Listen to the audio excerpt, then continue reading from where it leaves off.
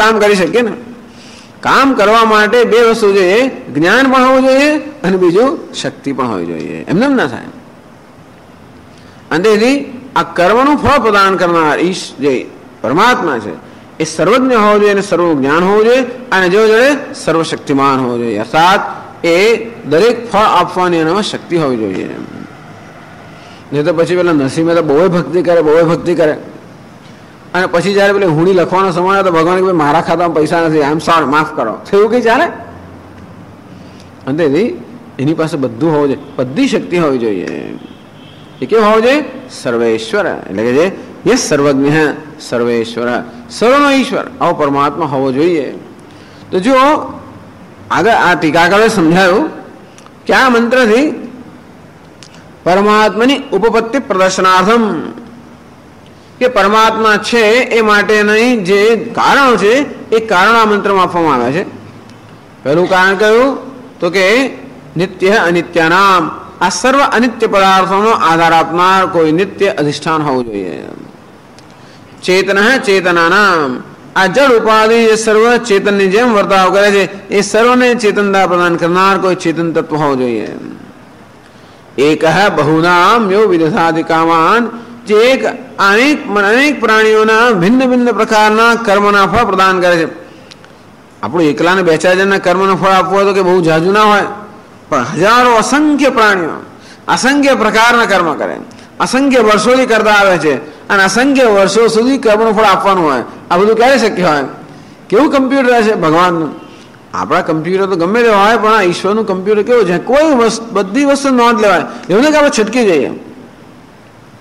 ભલે ને આપણે દુનિયાના કાયદામાં છટકી જઈએ, છુપાઈને કશું કરીએ, દુનિયાના કાયદામાં ભલે છટકી જઈએ, પરંતુ પેલા કાયદામાં કોઈ દિવસ ના છટકાય, એવો આપણો વિશ્વાસ છે, એવી શ્રદ્ધા છે. સ્વામી વાત ખોટી છે, બધા લોકો કેટલા છટકી જાય છે, જાત જાતનું વસ્તુ કરીને છટકી જાય છે, એવું માનીએ છીએ આપણે છટકી જાય છે. આપણે શું ખબર પડે?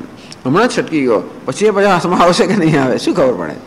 અંતેથી આજે છટકી ગયો, પણ બીજો વખત અથવા તો આપણે એમ લાગે છટકી ગયો, બહારથી છટકી ગયો લાગે, એને અંદર શું થઈ રહ્યું છે એ જ જાણે ને.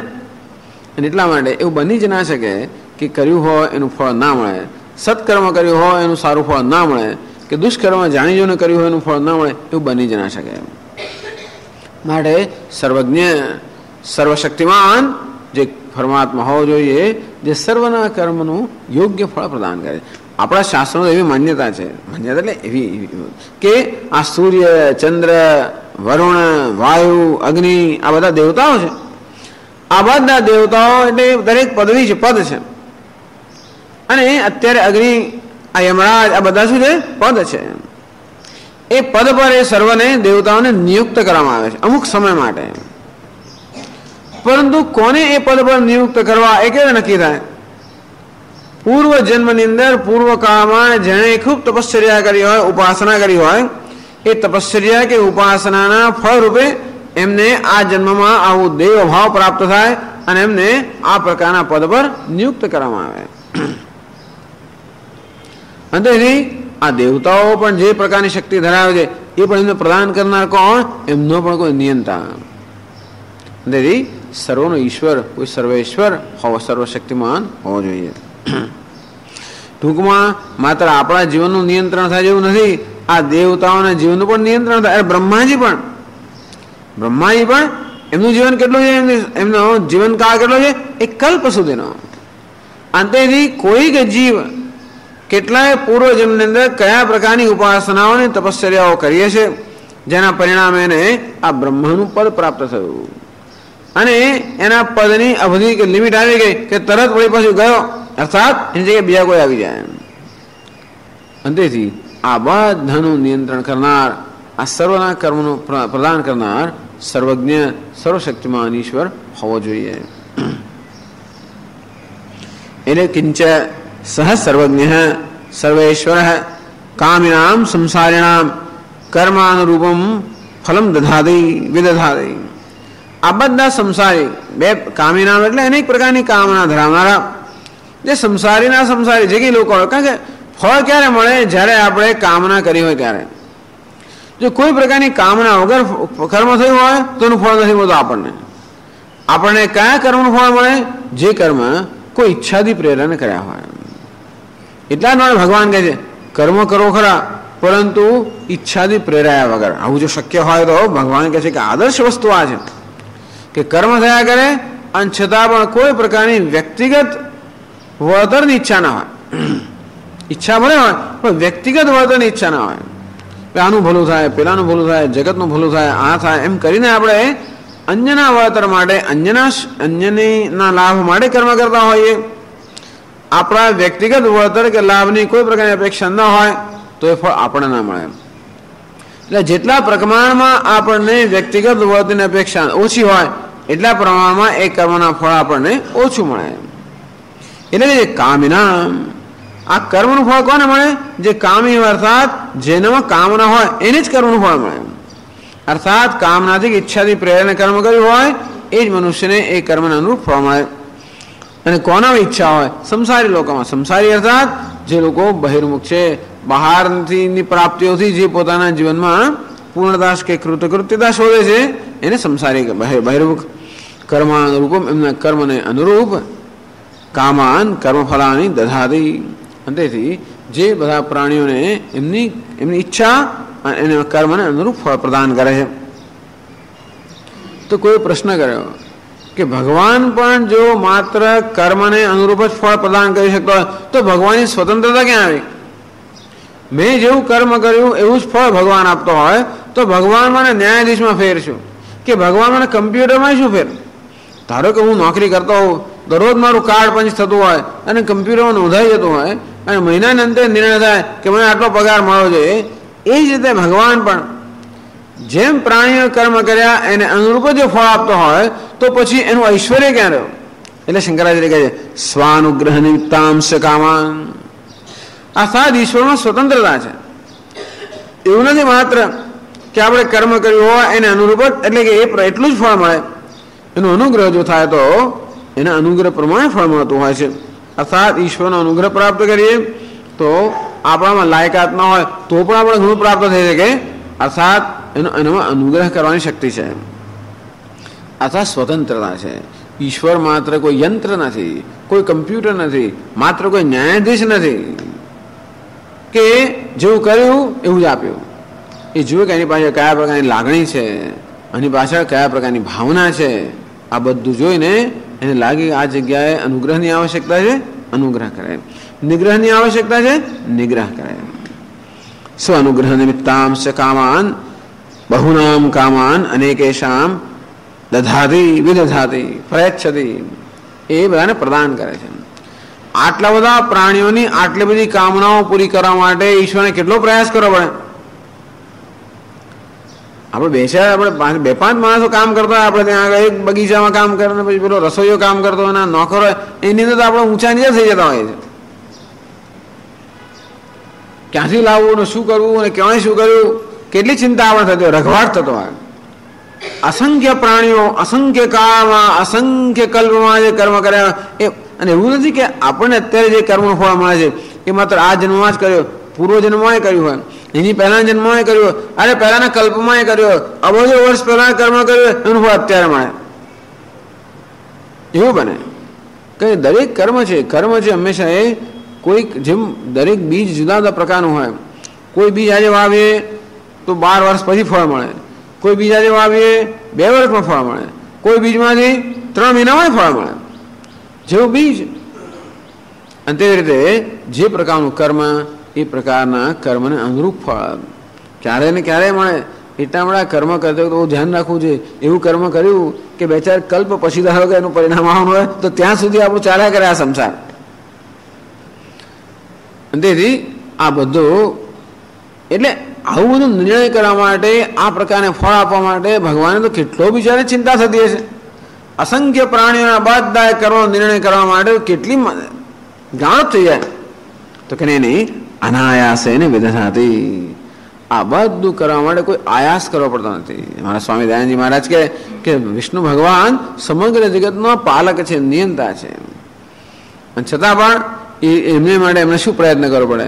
એ તો આરામથી એમની શેષ શૈયા પર યોગ નિદ્રામાં જ નિશ્ચિત છે. કોઈ આંગળી આમ આંખો ખોલતા સુદ્ધા નથી નોટ બેટિંગ એન આઈલિડ, આંગળી ઊંચી કરવાની જરૂર ના પડે આ જગતનું સંચાલન કરવા માટે. જો ભગવાનને જગતનું નિયંત્રણ કરવા માટે ઓફિસમાં જવાની જરૂર પડી હોત, ધારો કે રોજ ભગવાનમાં ઓફિસમાં જાય અને બધો કારભાર કરે અને પાછા આવે એવું થતું હોત, તો સ્વામીજી કે એક દાડો તો એમને કેઝ્યુઅલ લેવાની જરૂર પડી હોત. કોઈ દાડો ઓફિસમાં જતો હોય માણસ તો ક્યારેક તો જરૂર પડે રજાની, એ દિવસે બધો કારભાર બંધ થઈ જાય તો જગત અટકી પડે એવું થતું. અર્થાત આ જગતનું નિયંત્રણ કરવા માટે, આ કર્મફળ પ્રદાન કરવા માટે, આ બધું કરવા માટે જો ઈશ્વરનો કોઈ આયાસ કરવો પડતો હોત, પ્રયાસ કરવો પડતો હોત, પરિશ્રમ કરવો પડતો, એ થાકી ગયા હોત. એટલે કહે છે અનાયાસે ને વિદધાતી, એની સન્નિધિ માત્રથી સર્વ ચાલે છે. મયા અધ્યક્ષેણ પ્રકૃતિ સુયતે સચરાચરમ ન કર્તૃત્વમ ન કર્માણી લોકસ્ય સૃજતે પ્રભુ ન કર્મફલ સંયોગમ સ્વભાવસ્તુ પ્રવર્તતે. બસ એની સન્નિધિ માત્રથી આ સર્વ વસ્તુ પ્રવર્તમાન છે. એટલે એક રીતે આપણે સર્વજ્ઞ કહીએ, સર્વશક્તિમાન કહીએ, પણ સર્વશક્તિમાન એટલે 50,000 2,000 હાથ હોય અને એના આખો દાડો કશું કશું કર્યા કરતા એવું નથી. એની સન્નિધિ માત્રથી આ સર્વ વસ્તુ થઈ રહી છે. અનાયાસે વિદધાતિ પ્રયચ્છતિ ઇત્યેતદ, અનાયાસે જે પ્રદાન કરે છે. તમાત્મસ્થમ યેનું પશ્યન્તિ ધીરા તેષામ શાંતિ શાશ્વતી ન ઇતરેષામ. એ વાક્ય સમજાવતા ભાષ્યમાં કહે છે છેલ્લે,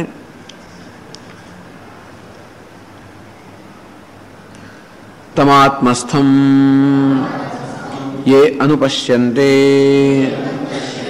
धीराः तेषां शान्तिः उपरतिः शाश्वते नित्या स्वात्मभूता एव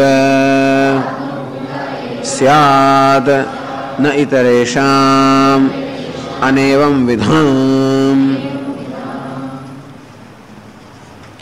तेषाम शांति ही, शांति એટલે ઉપરતી શાંતિ, સર્વ અનર્થમાંથી સર્વ સંઘર્ષમાંથી નિવૃત્તિ, એનું નામ શાંતિ. આપણા મનને શાંતિ ક્યારે મળે? ત્યારે મન સંઘર્ષમાંથી મુક્ત થાય, ભયમાંથી, રાગદ્વેષમાંથી, ક્રોધમાંથી, સંઘર્ષમાંથી, અનર્થમાંથી, દુઃખમાંથી મુક્ત થાય, નામ છે શાંતિ. શાંતિનો અર્થ એવો નહીં કરવાનો કે મનમાં વિચાર જ નથી. નિર્વિચાર અવસ્થા માત્ર શાંતિ એવું નહીં. મનમાં વિચારો ચાલી રહ્યા હોય ત્યારે પણ મન શાંત હોઈ શકે. જો મનમાં કોઈ સંઘર્ષ ના હોય, મનમાં કોઈ પ્રકારનો આવેગ ના હોય, મનમાં કોઈ પ્રકારનો ભય ના હોય. આમ વીતરાગ ભય ક્રોધ, રાગ નથી, ભય નથી, ક્રોધ નથી, આ પ્રકારના ઘમસાણ જ્યારે મનમાં ના હોય, આવેગો જ્યારે ના હોય, મન કેવું હોય? શાંત હોય. પેલા સ્વચ્છ જળ જેવું, જળમાં કોઈ પ્રકારની મલિનતા નથી, જળની સપાટી પર કોઈ પ્રકારના તરંગો જ્યારે ના હોય, જળ કેવું હોય? શાંત હોય, પ્રસન્ન હોય. બસ મન પણ એવું કોઈ પ્રકારના તરંગો વગરનું, વિક્ષેપ વગરનું, મલિનતા વગરનું, રાગદ્વેષ વગરનું જ્યારે હોય, એ મનની સ્થિતિ કેવી છે? શાંતિ. ભલે મનમાં વિચાર ચાલતો હોય તો મન કેવું છે? શાંત છે. તેષામ શાંતિ શાશ્વતી तमात्मस्थम ये अनुपश्यन्ति धीराः, ये धीराः जे विवेकी पुरुषो तम आत्मस्थम, आओ जे परमात्मा केवो छे? नित्य अनित्यानाम, आ समग्र जगतनो नित्य अधिष्ठान, चेतन चेतनानाम, आ सर्व जीव जंतु ने प्राणियों ने चेतनता प्रदान करना. एक है बहुनाम यो विदधाति कामान, जे एक होवा छतां पण असंख्य प्राणियोना कर्मफळने योग्य रीते प्रदान करे छे.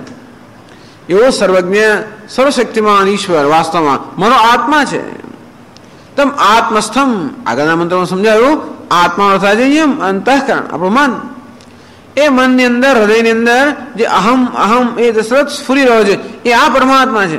એ અહમ અહમ એ સ્ફુરી રહેલો જે છે આત્મા, એ વાસ્તવમાં કોણ છે? સર્વજ્ઞ સર્વશક્તિમાન સર્વનો આત્મા.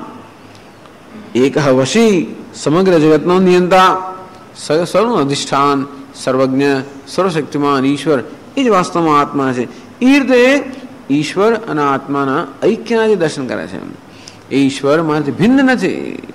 અત્યારે મારા માટે ઈશ્વર કેવો છે? દૂર છે, પરોક્ષ છે. આત્મા કેવો છે? મર્યાદિત છે, પરિચ્છિન્ન છે.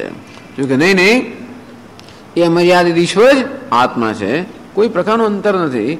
આમ આત્માની પૂર્ણતાના જે દર્શન કરે છે, એટલે હું પૂર્ણ છું, હું અદ્વિતીય છું, કોઈ પ્રકારના ભેદભાવથી રહિત છું, જ્યાં સર્વ ભેદભાવ મટી ગયા હોય એ આત્માના જે દર્શન કરે છે. ક્યાં છે? શાંતિ. શાંતિ ક્યારે હોય? જ્યારે ભેદભાવ ન હોય ત્યારે. જ્યારે કોઈ પ્રકારનો ભેદ હોય ત્યારે મનમાં શાંતિ નથી હોતી. જેટલા પ્રકારમાં આપણે ભેદભાવનો અનુભવ કરતા હોય એટલા પ્રમાણમાં અશાંતિ હોય.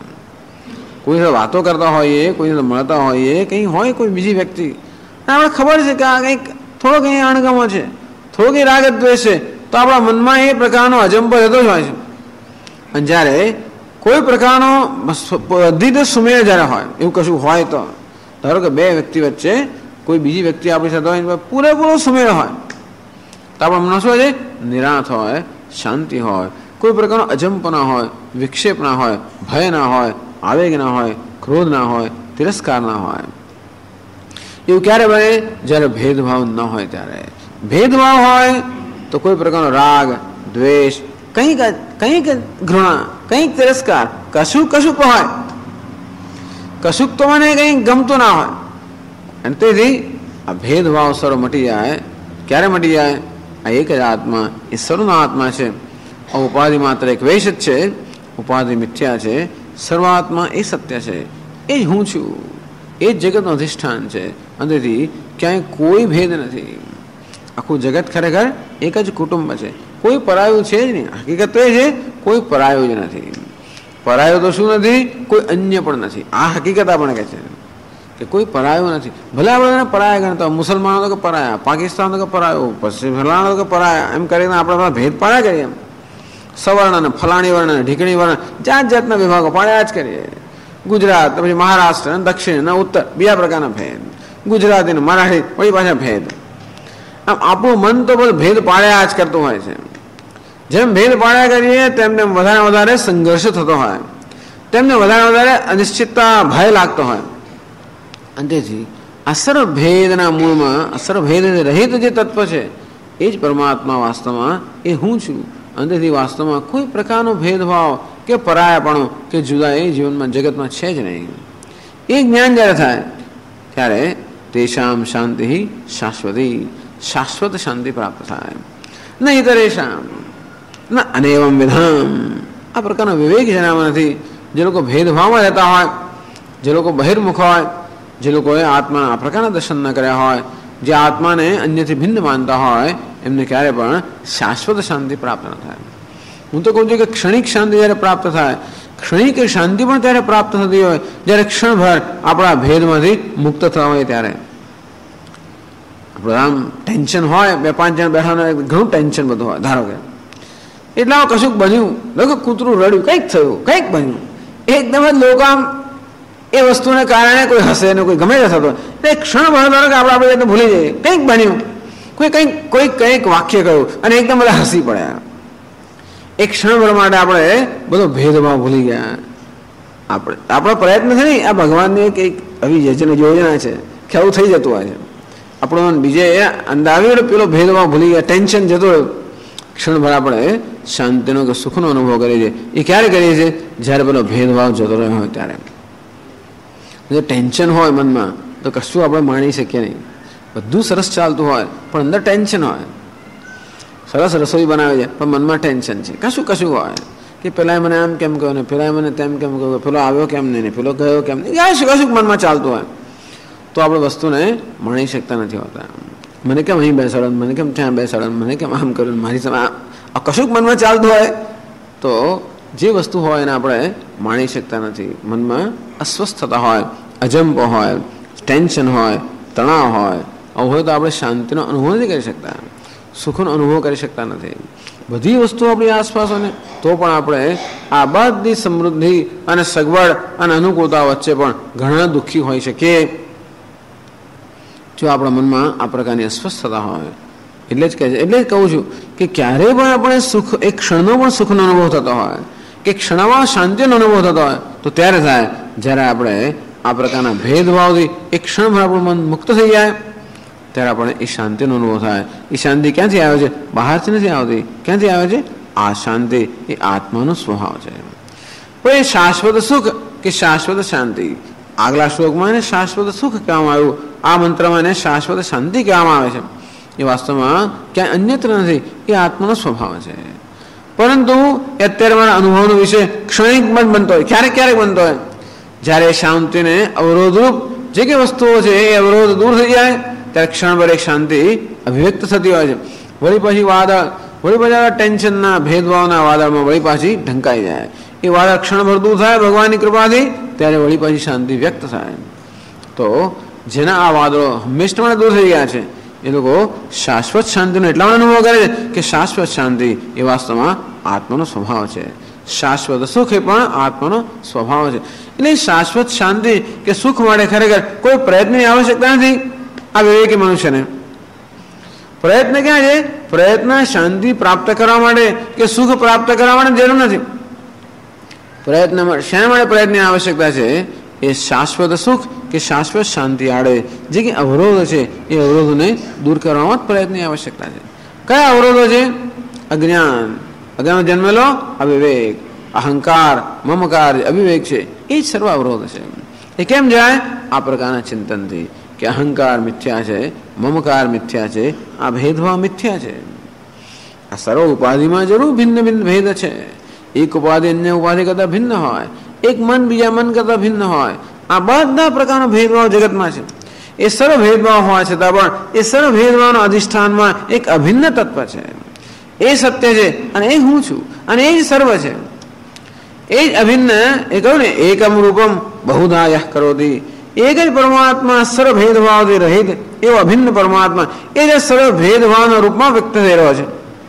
અર્થાત આ જે સર્વ ભેદભાવ કે દ્વૈત દેખાય છે એક અદ્વિતીય પરમાત્માની જ અભિવ્યક્તિ છે. જેમ સ્વપ્નની અંદર એક જ હું અનેક રૂપે ભાસી રહ્યો હોઉં.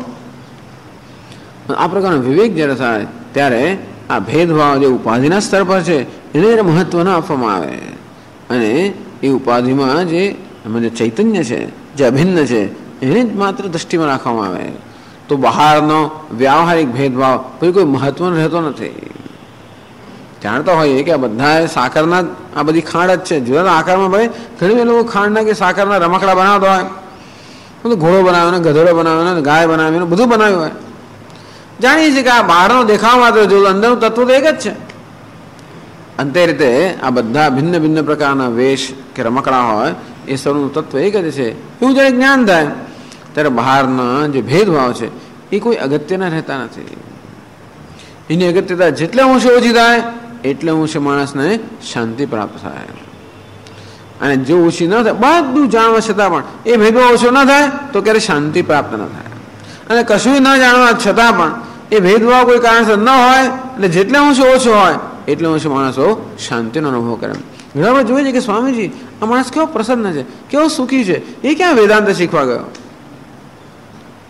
વેદાંત શીખે એટલે સુખી થયો નથી, પરંતુ વેદાંતમાં જે દ્રષ્ટિ છે એ જેટલે અંશે એનું ઉતરે એટલે અંશે સુખ મળે.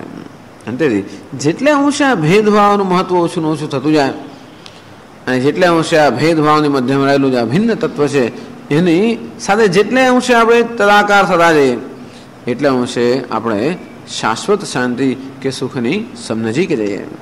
નહીં તરેશામ ન એટલે અનવ્યમ વિધામ ન, જે આ પ્રકારના નથી વિવેકી એમને શાશ્વત શાંતિ પ્રાપ્ત થતી નથી.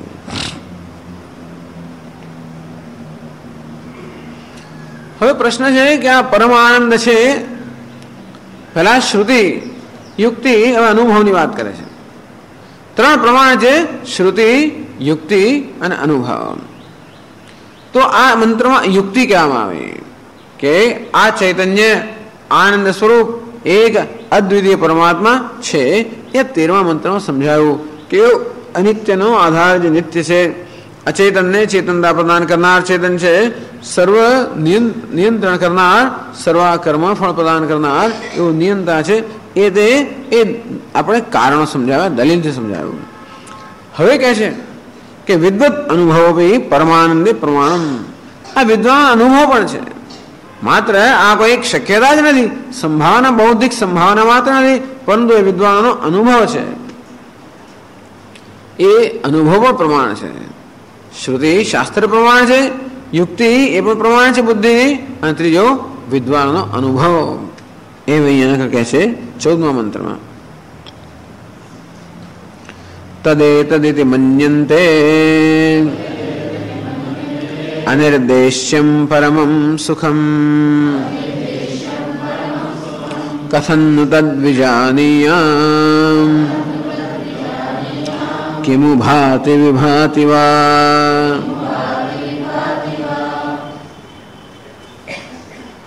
तत् शंकराचार्य समझावे છે કે આ વચનો કોના છે? નચિકેતાના વચન છે. આ 14મા મંત્રમાં આ કોના વચન છે?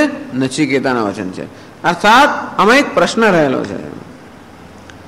તદેતત ઇતિ મન્યન્તે અનિર્દેશ્યમ પરમમ સુખમ.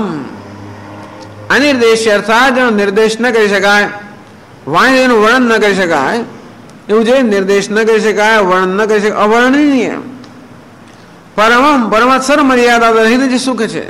નચિકેતા વિચાર છે કે કહે છે કે જે અવર્ણનીય છે, એ સર મર્યાદાઓથી પર છે, એવું જે અનંત સુખ છે. અને જેને માટે તદેતત ઇતિ મન્યન્તે, વિદ્વાનો કે જ્ઞાની પુરુષો માટે એ સુખ કેવું છે? પ્રત્યક્ષ છે, પ્રત્યક્ષ અનુભવનો વિષય છે. અને માટે આ વિદ્વાનો કે જ્ઞાની પુરુષો એ પરમ આનંદ વિશે શું કહે છે? એતત તત્ પરમ સુખમ એતત. એ જે પરમ સુખ છે, જે નિર્દિશય છે, જે અવર્ણનીય છે, એ વાસ્તવમાં એમના માટે કેવું છે? એતત.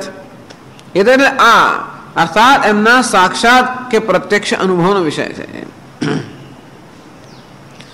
એવું મહિમ્ન સૂત્રમાં કહે છે કે જ્યારે આ બધા યોગી લોકો પોતાના પ્રાણાયામ વગેરેની મદદથી અને ઇન્દ્રિય સંયમથી અને મનની એકાગ્રતાથી જ્યારે ભગવાન ક્યાંક આપનામાં એનું ચિત્ત બરોબર એકાગ્ર થાય છે, ત્યારે લોકો અંતરમાં એવા આનંદનો અનુભવ કરતા હોય છે જાણે કે એમણે અમૃતનો કોઈ સાગર હોય, અમૃતનો કોઈ સરોવર હોય અને એમાં એ લોકો ડૂબકી મારી હોય અને જે પ્રકારનો આનંદ કોઈ અનુભવે, એવો આનંદ જે અંતરની અંદર લોકો અનુભવી રહ્યા છે, એની જે વર્ણન કરી શકાય એમ નથી, એ જ આપ છો. અર્થાત એમાં પણ આ યોગી લોકોના, જ્ઞાની લોકોના અનુભવનું નિરૂપણ વર્ણન કરે છે કે જ્ઞાની લોકો જેને પોતાના અંતરમાં, હૃદયમાં અનુભવે છે, આત્મ સ્વરૂપ અનુભવે છે, જે પરમાનંદ, એ પરમ આનંદ છે, એ લોકો શું કહે છે? એતત આનંદ. તો આપણે માટે જે તત્ છે, જે પરમ છે, અવર્ણનીય છે, આ વિદ્વાનો માટે કેવું છે? એતત આ. એટલે નચિકેતામાં વિચારે છે કે આવો જે પરમ આનંદ એ જે વિદ્વાનો કે જ્ઞાની પુરુષોના સાક્ષાત કે પ્રત્યક્ષ અનુભવનો વિષય છે. કે આત્મા કેવો છે? અપરોક્ષ છે. સાક્ષાત એટલે અપરોક્ષ. આત્મા કેવો છે? અપરોક્ષ. પ્રત્યક્ષ નથી. પ્રત્યક્ષ કોને કહેવાય? અક્ષ અર્થાત ઇન્દ્રિયોની આગળ જે હોય, ઇન્દ્રિયોની સમ્મુખ જે હોય, એને શું કહેવાય? પ્રત્યક્ષ. પરોક્ષ કોને કહેવાય? ઇન્દ્રિયોથી જે દૂર હોય એને પરોક્ષ કહેવાય. પર એટલે દૂર. ઇન્દ્રિયોની મર્યાદાથી દૂર હોય, બહાર એને શું કહેવાય? પરોક્ષ. ઇન્દ્રિયોની મર્યાદાની અંદર જે હોય એને શું કહેવાય? પ્રત્યક્ષ. આત્મા કેવો છે? ઇન્દ્રિયોની સમ્મુખ પણ નથી, કારણ કે ઇન્દ્રિયોનો પ્રકાશક છે. ઇન્દ્રિય મર્યાદા બહાર પણ નથી, કારણ કે આત્મા છે, દૂર પણ નથી. આત્મા પ્રત્યક્ષ પણ નથી, પરોક્ષ પણ નથી. તો એને માટે એક બીજો શબ્દ વાપરો, અપરોક્ષ. અર્થાત જે ઇન્દ્રિયો છે, ઇન્દ્રિયોનો પણ પ્રકાશક અપરોક્ષ. જેના જ્ઞાન માટે ઇન્દ્રિયોની આવશ્યકતા નથી કે મન બુદ્ધિની આવશ્યકતા નથી, એવું જે આત્મા, જે શાશ્વત સુખ સ્વરૂપ કે શાશ્વત શાંતિ સ્વરૂપ છે, જેનો આ જ્ઞાની પુરુષો આત્મ સ્વરૂપે આ એવો પ્રત્યક્ષ કે અપરોક્ષ અનુભવ કરે છે. તો નચિકેતા પૂછે છે, કથનનું તદ વિજાનીયામ, એને હું કેવી રીતે જાણું? એ આત્મ તત્વને હું કેવી રીતે જાણું? એ કેવી રીતે મારા જ્ઞાનનો વિષય બની શકે? મારા જ્ઞાનનો વિષય કેમ બની શકે? કેવું ભાતિ વિભાતિ વા, કેવું ભાતિ? એ આનંદ શું પ્રકાશે છે? અર્થાત આનંદ સ્વયં પ્રકાશ છે, નિત્ય પ્રાપ્ત છે. વિભાતિ વા, અને શું મારા પ્રત્યક્ષ અપરોક્ષ અનુભવનો વિષય બની શકે? આવો પ્રશ્ન છે. આ 14મો મંત્ર છે એ પ્રશ્નના રૂપમાં છે. એની પછી 15મો મંત્ર જે આવશે એના ઉત્તરના રૂપમાં છે. ભાષ્યમાં સમજાવે છે, યત્તદ આત્મવિજ્ઞાનમ સુખમ અનિર્દેશ્યમ નિર્દેષ્ટુમ અશક્યમ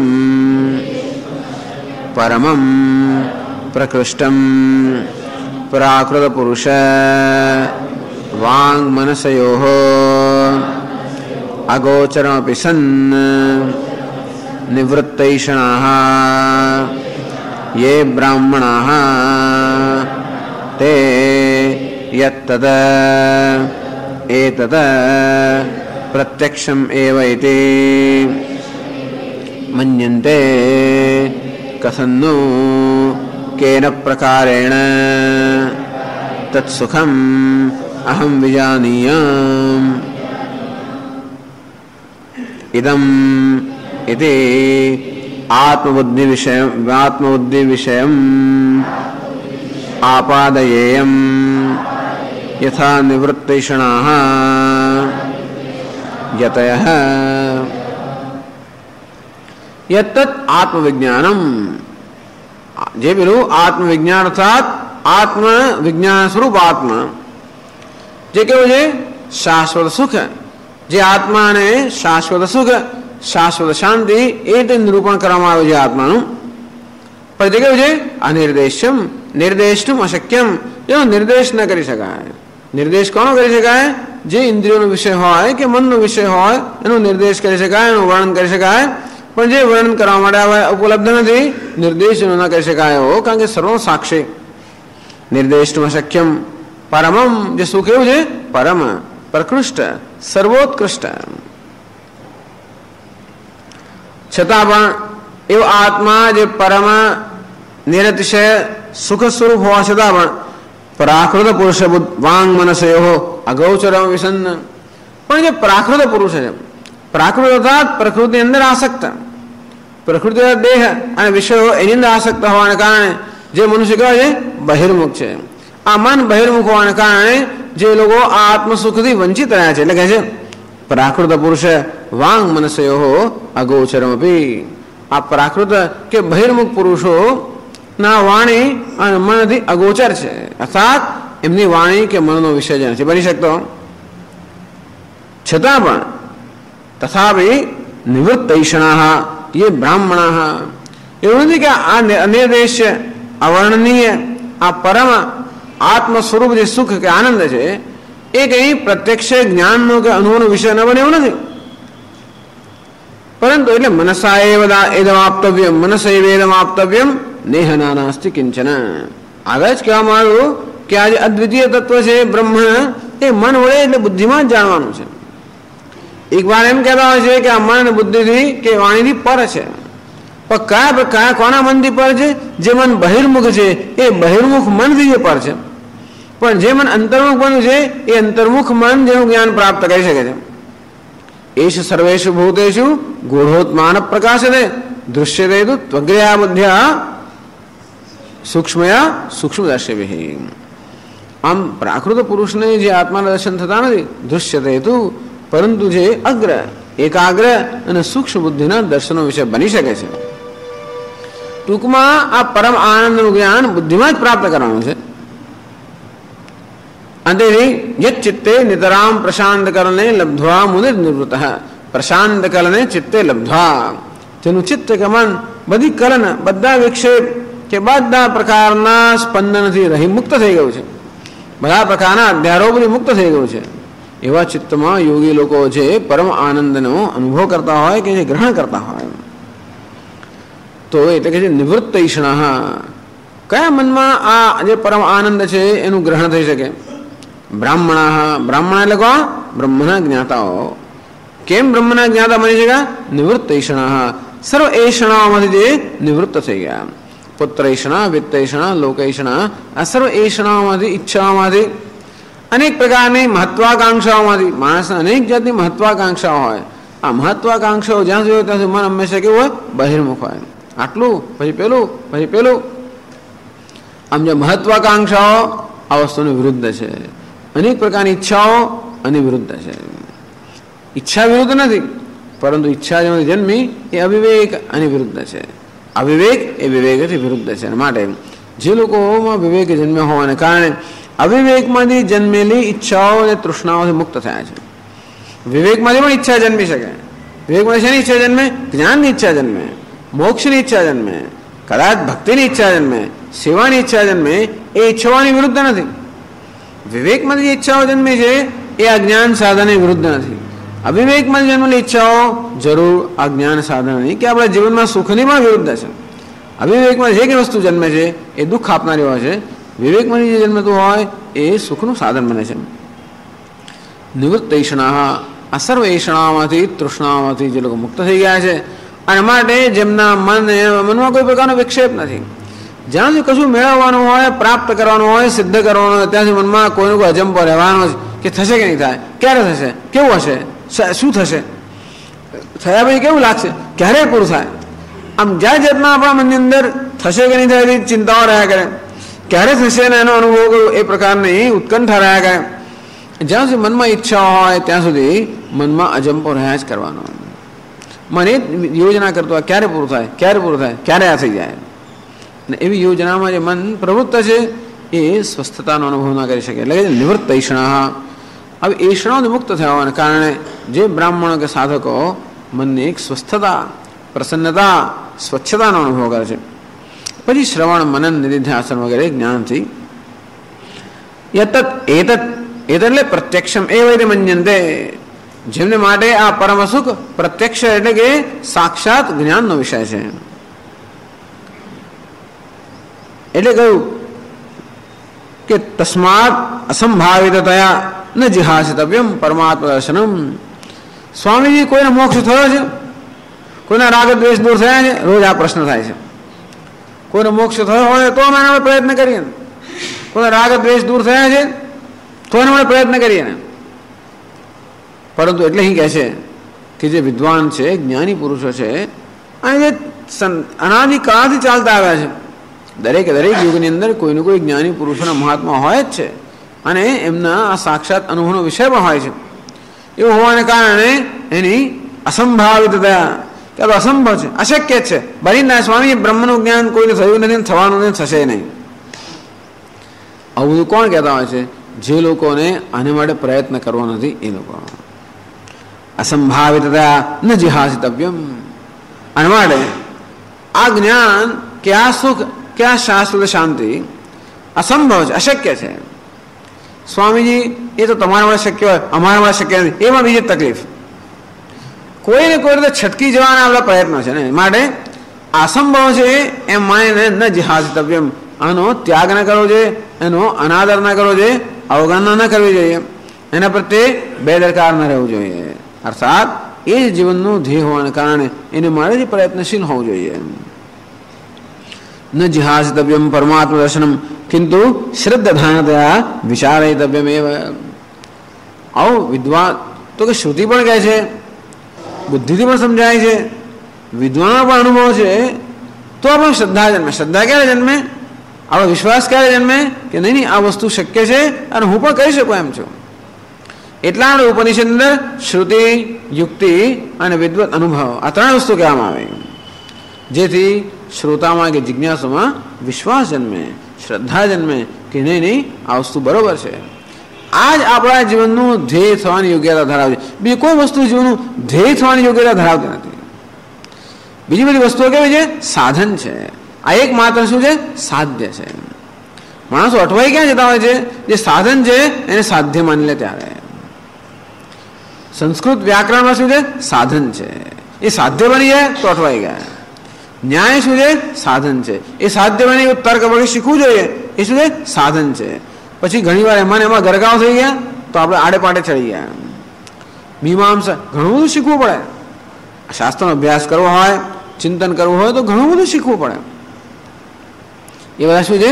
સાધન છે, સાધ્ય નથી. કર્મ કરવું હોય તો ધન સંપત્તિ પણ જોઈએ કંઈક પ્રમાણમાં, એ પણ શું છે? સાધન છે. સાધ્ય શું છે? આ એક જ પરમાત્મા જ્ઞાન, એ જ એકમાત્ર સાધ્ય છે. બાકી બધું શું છે? સાધન છે. એમાં વિવેક જ્યારે નથી રહેતો તો એ સાધન જ અગત્યનું બની જાય અને સાધ્ય સાઈડ ટ્રેક થઈ જાય, એટલે બિચારું બાજુમાં રહી જાય. આપણે સાધનની અંદર એટલા બધા ઘણી વાર જાણે નહીં કે આ સાધન છે, અને સાધનને જ્યારે સાધ્ય માની લેવામાં આવે, વસ્તુ તો આપણે એટલા બધા ક્યાંક એટલું બધું આકર્ષણ થઈ જાય. એકવાર શહેરમાં પૈસા રોક્યા ને એવા માતા થયા, પછી એ થયું ને પછી ભાવ વધ્યા, ઘટ્યા ના થયું, એમાં એવા ઘરકાવ થઈ ગયા, ભૂલી જાય કે આ શેને માટે છે. મારી શાંતિ માટે આ છે, આ શાંતિ માટે નથી. જેને માટે શહેરમાં પૈસા રોકે છે ને કંઈક પૈસા મળે, જેથી ચાલો આ ફર્નિચર લઈ જવાનું, ફલાણો લઈ જવા, એમ કરીને એના સગવડો, એ સગવડ તો બાજુમાં રહી ગઈ. આ દિવસ રાત શું ભાવ હોય ને પેલું અહીંયા કયું જે હોય તો જે ફલાણો કયો સ્કેલ છે, કયો છે હા સેન્સેક્સ, હા એ કેટલું આવે ને શું છે, મને ડાઉ જોન્સ યાદ આવે છે પણ એવું નહીં, એ સેન્સેક્સ. એટલે બસ આની આ ચિંતા થયા જ કરતી હોય. સ્વામી હું ચિંતા નથી કરતો, હું તો એના પર ચિંતન કરું. અરે એ ચિંતન થતું હોય તો આ શું ચિંતન કરું છું, પણ ચિંતન તો એનું જ થાય છે ને. એના એ ચિંતન મારો એટલા મન નહીં, એ કોઈ ગ્રહોનું ચિંતન કયા કરતો હોય, ચાલે આ જ કરતો હોય. આ વસ્તુ એવી છે કે ચિંતન અંત જ નથી, એનો અંત એક દાડો એમ લાગે કે નહીં બસ આ બધું આ શેરનું કામ આ દાડો પૂરું, એ કોઈ દાડો પૂરું ના થાય. કારણ કે આ ભાવ વધ્યા ને પેલા ઘટ્યા ને પછી આમાં શું મળે, પ્રીમિયમ મળે, ફલાણું મળે, આ કંઈ જાત જાતની સ્કીમો. એ તો એવા હોશિયાર લોકો છે કે નવી નવી સ્કીમો લાવે આ જ કરશે, એમ કરી કરીને આપણને એમાં વ્યસ્ત જ રાખે. કોઈ પોતાનો ધંધો કરવો હોય, ફાઇનાન્સ કંપની હિન્દુસ્તાનમાં એક નવી વસ્તુ નીકળી તો કે લોન, જે બગડવાના બધા ધંધાઓ જે દુનિયામાં પાયમાલ થઈ ગયા લોકો, એ બધું ધીમે ધીમે આપણે અહીંયા કેવી રીતે પાયમાલ થવું એની કળામાં આપણે નિષ્ણાત છે. આ એક લોન પાયમાલ થવાનો ધંધો છે. Fast cars, faster loans. આ મોટર ગાડી કેવી છે ઝડપી, એથી વધારે ઝડપી લોન. જાણે કે વહેંચવા તો એના થાય. સ્વામી અત્યારે ગાડી તો અઠવાડિયામાં મળી જાય, અઠવાડિયું પણ નથી, 2 દિવસમાં ફલાણી કંપની પાસે તમે જાઓ, એ લોકો ગાડીઓ નોંધાવી રાખે. બોલો વિચાર, એ લોકો ગાડીઓ નોંધાવી રાખે, આપણે નોંધાવવાની પણ જરૂર નહીં. માત્ર એમને પૈસા પણ એ લોકો આપે અને ગાડી પણ એ લોકો આપે. માત્ર આપણે કહેવાનું કે મારે આ જોઈએ છે અને એના માટે થોડુંક આપવું પડતું હોય તે આપી દીધું, તરત નવી ગાડી હાજર. આપણે એમ કે ગાડી મફત આવે, તકલીફ શું થાય છે, ગાડી મળે એટલે માણસ મફત આવી, એને ખબર કે 20 વર્ષ સુધી પૈસા ભર કરવાના છે અને કેટલું વ્યાજ લેતા હોય એ બધી ગણતરી આપણે પેલી ગાડી જ દેખાય, એમાં 18% વ્યાજ શું કશું દેખાય જ નહીં. હવે લોન એટલી સરળ થઈ ગઈ કે લોકો આ તો વિચાર કરે, સામાન્ય માણસો 2015 પગાર હોય એ લોકોને લોન કેટલી હોય, 1200 રૂપિયાની લોન, રેફ્રિજરેટર લોન પર આવે ને, ફલાઈ ઓવન લોન પર આવે ને, સ્કૂટર લોન, બધું લોન પર આવે છે. અત્યારે આ સામાન્ય માણસો લોન લોન લોન એમ કરીને એમાં ફસાઈ જાય છે. પગારમાં જો હાથમાં ના આવે એટલે પછી ઘરનો ખર્ચ માટે ફરી લોન પાસે, એ તો કોઈ આવે ને પઠાણ પાસે જવું પડે, એટલે માણસ 2% વ્યાજ લે, 3% વ્યાજ લે, એમ કરી કરીને લોકો જે આ ચક્રમાં જે ફસાય છે. એકવાર ફસાયા પછી એમાં બહાર નીકળવાનો પ્રશ્ન નથી. કે આ વસ્તુ એવી છે ને કે એક લોન ભરવાડે બીજી લોન લે. હિન્દુસ્તાનની આવી સ્થિતિ થતી હતી, એક લોન ભરવાડે બીજી લોન લેવી પડે, એ ભરવાડે ત્રીજી લોન લેવી પડે. આ તો આખી પરંપરા જ ચાલે છે. અંદરથી કશામાં જો ફસાય, કોઈ વસ્તુમાં જો આપણે એમાં ફસાવ્યા, જો અર્થાત જો વિવેક ન જાળવ્યો, પછી આશ્રમ હોય કે બગીચો, ગમે તે વસ્તુ હોય, જો એ વસ્તુ સાધ્ય બની ગઈ ખલાસ, પછી તો યોજના ચાલ્યા જ કરે. હવે આ જમીન લો, પછી આમ આ બનાવો, પેલું ઉપર કરો, પેલું ત્યાં કરો, આમ આ કરીએ, પછી પેલું કરશું, પતી ગયું કામકાજ. એટલે કોઈ વસ્તુ ગમે તે હોય, જે કોઈ બીજા ચક્કરો ચાલ્યા જ કરે. માણસ જે છે બરાબર એનો શાંતિ એનો તો રહી જ ના શકે. આ તો બહુ સાંકડું છે, આ તો નાનું છે, આ ફલાણું છે, એટલે કશું નહોતું ત્યારે વાત જુદી હતી, પણ હવે આવ્યા પછી આ સાંકડું છે ને નાનું છે.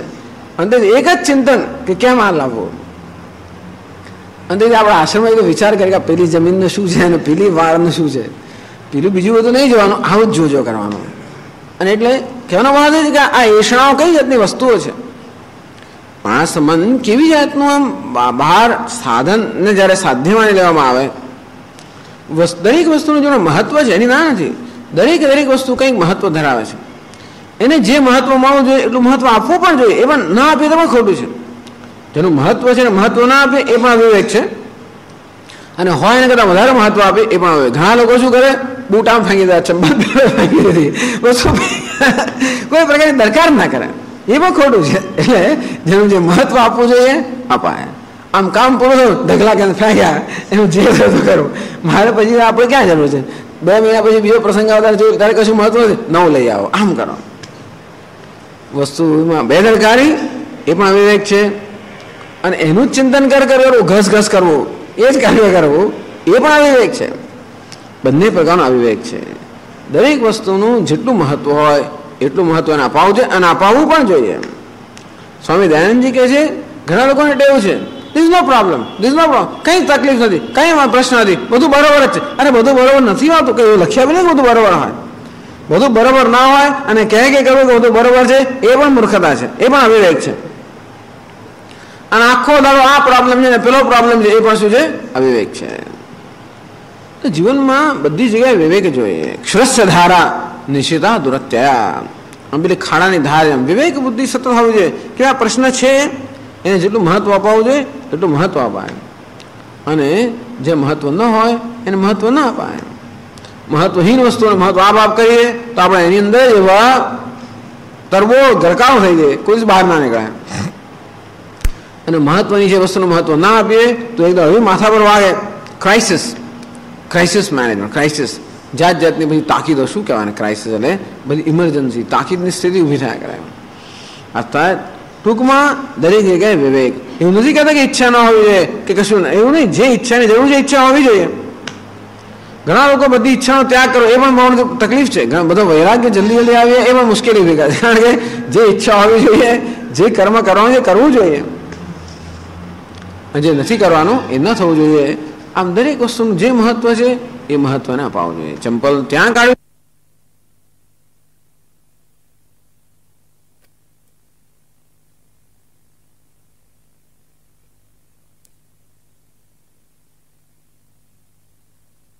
એ વસ્તુમાં આપણે તણાઈ ના જવું જોઈએ. તો એ રીતે જ્યાં વિવેક બુદ્ધિ હોય, મોજ શોખ હોવા જોઈએ, આનંદ પ્રમોદ હોવો જોઈએ, એ દરેકનું જે સ્થાન હોય એ સ્થાન અપાવવું જોઈએ. એવું નથી કે પછી આપણે કશું આમ મોજ આખું આપણે ખાલી આ આધ્યાત્મિક સાધના કરીએ છીએ તો જ્ઞાનની સાધના કરીએ એટલે આખો દાડો ચડેલું મોડું રાખવું, કશી વસ્તુમાં રસ જ ના હો, કંઈ થવું જ નહીં, એવી પણ જરૂર નથી. જીવનમાં ભલે આનંદ હોય પણ શેમાંથી આનંદ આવે? આ બધી વસ્તુમાંથી આપણે વિવેક હોવો જોઈએ. આનંદ પછી એનો અર્થ નહીં કે પછી બહાર રખડ્યા કરો એવો આનંદ, તામસ આનંદ નહીં, રાજસ આનંદ નહીં, સાત્વિક આનંદ હોવો જોઈએ. પ્રસન્નતા હોવી જોઈએ, પણ ક્યાંથી આવે એ પણ બધું અગત્યનું છે. એક એક ક્ષણ, એક એક વસ્તુ બધી અગત્યની છે. એટલે વેદાંત આપણા જીવનના બધા પાસાઓને સ્પર્શ કરે છે. કોઈ પાસું સ્પર્શ કર્યા વગર ન રહી જાય. કોઈ પ્રકારનો આમાં ચમત્કાર નથી અને કોઈ પ્રકારનું રહસ, બધું ખુલ્લું જ છે. માત્ર આપણે સમજીને જીવનમાં ઉતારવાનું છે.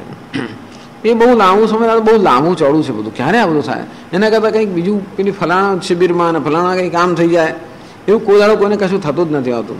જે છે તે આ જે છે, આ સિવાય બીજું કોઈ વસ્તુ જ નથી. ખરેખર ટૂંકમાં ગમે તે ચમત્કાર કરતો આપણે પછી તમે શું કરો, પેલું પપૈયું આવે એની અંદર એક વસ્તુ કાઢીને પછી બીજું ઇન્જેક્શન એમ કરીને તમે ચમત્કાર કરવા જાઓ, એ પપૈયામાં કશો રસ હોય જ નહીં. ફળમાં ક્યારે રસ હોય? એની પ્રક્રિયા પાકવાની છે એ તો પાકે તો જ ખરેખર એમાં રસ હોય. અને જ્યાં પાકવું છે ત્યાં પાકે, પછી ત્યાંથી ઉઠાવીને બીજી જગ્યાએ પકાવો તોય પણ ન થાય.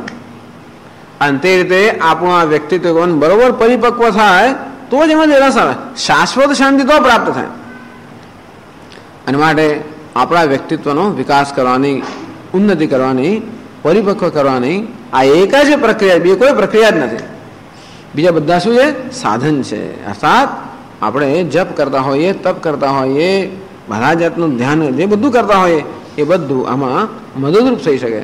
પણ છેવટે વિચાર દ્વારા જ આપણે મનની અંદર જે કંઈ બધી ગ્રંથિઓ છે એ ગ્રંથિઓમાંથી મુક્ત થવાનું છે.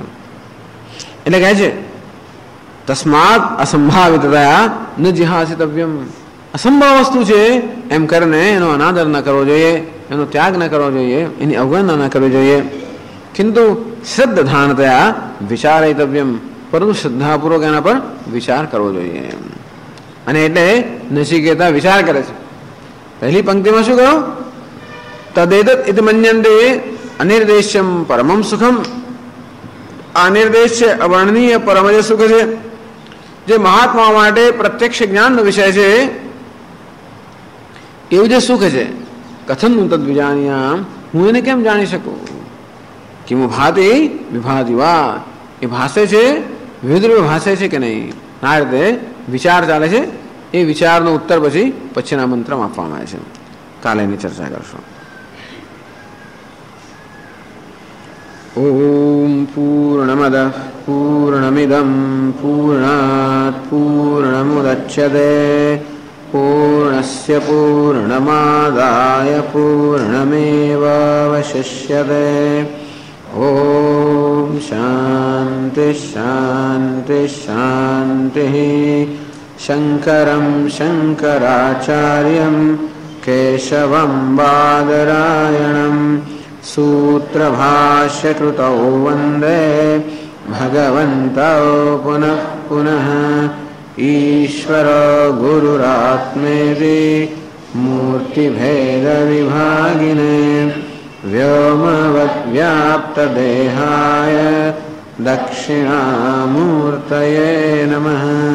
ॐ शान्ति शान्ति शान्तिः। हरि ओम श्री गुरुभ्यो नमः। हरि ओम।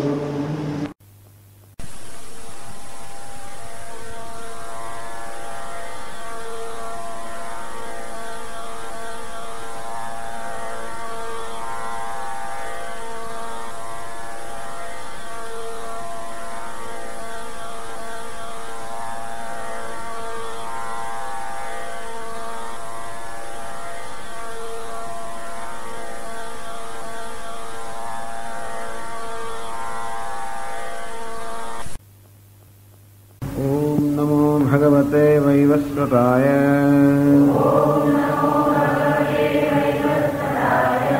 मृत्यवे ब्रह्मविद्याचार्याय नचिकेतसे च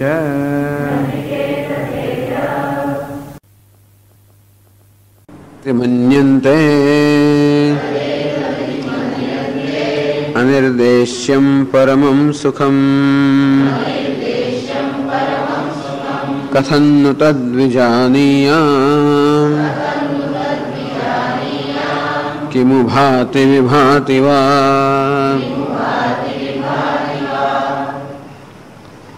तदेतत् इति मन्यन्ते यत् अनिर्देश्यं परमं सुखम्। यत् परमं सुखम् परमार्थात निरतिशय प्रकृष्टम सद उत्कृष्ट जे सुख है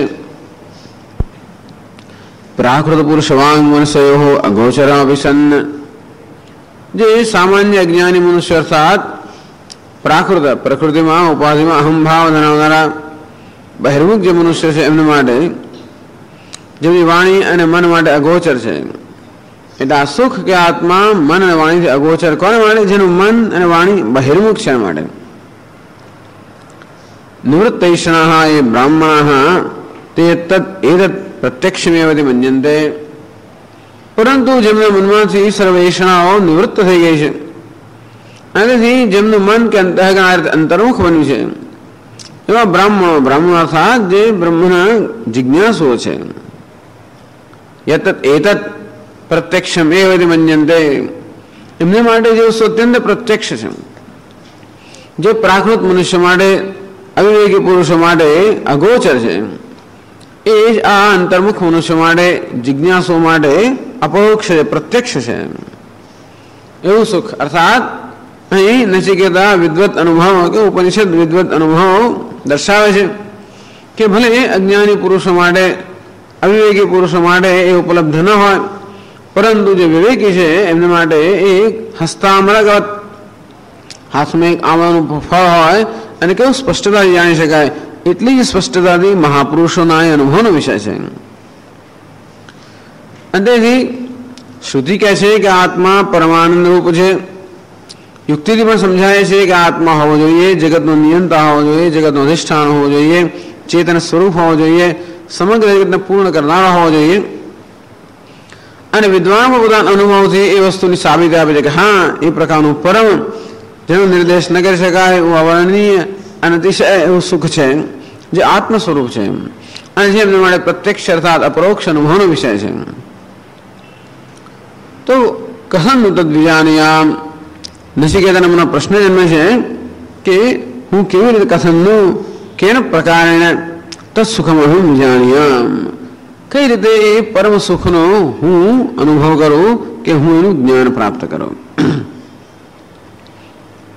नाथी श्रुति स्मृति के युक्ति अन अनुभव श्रुति युक्ति अनुभव आ त्रणथी सिद्ध थयेलुं जे परम परमात्मा आनंद स्वरूप परमात्मा जो स्वरूप है ए પરમાત્મા દર્શનમ ન જિહાસિતવ્યમ.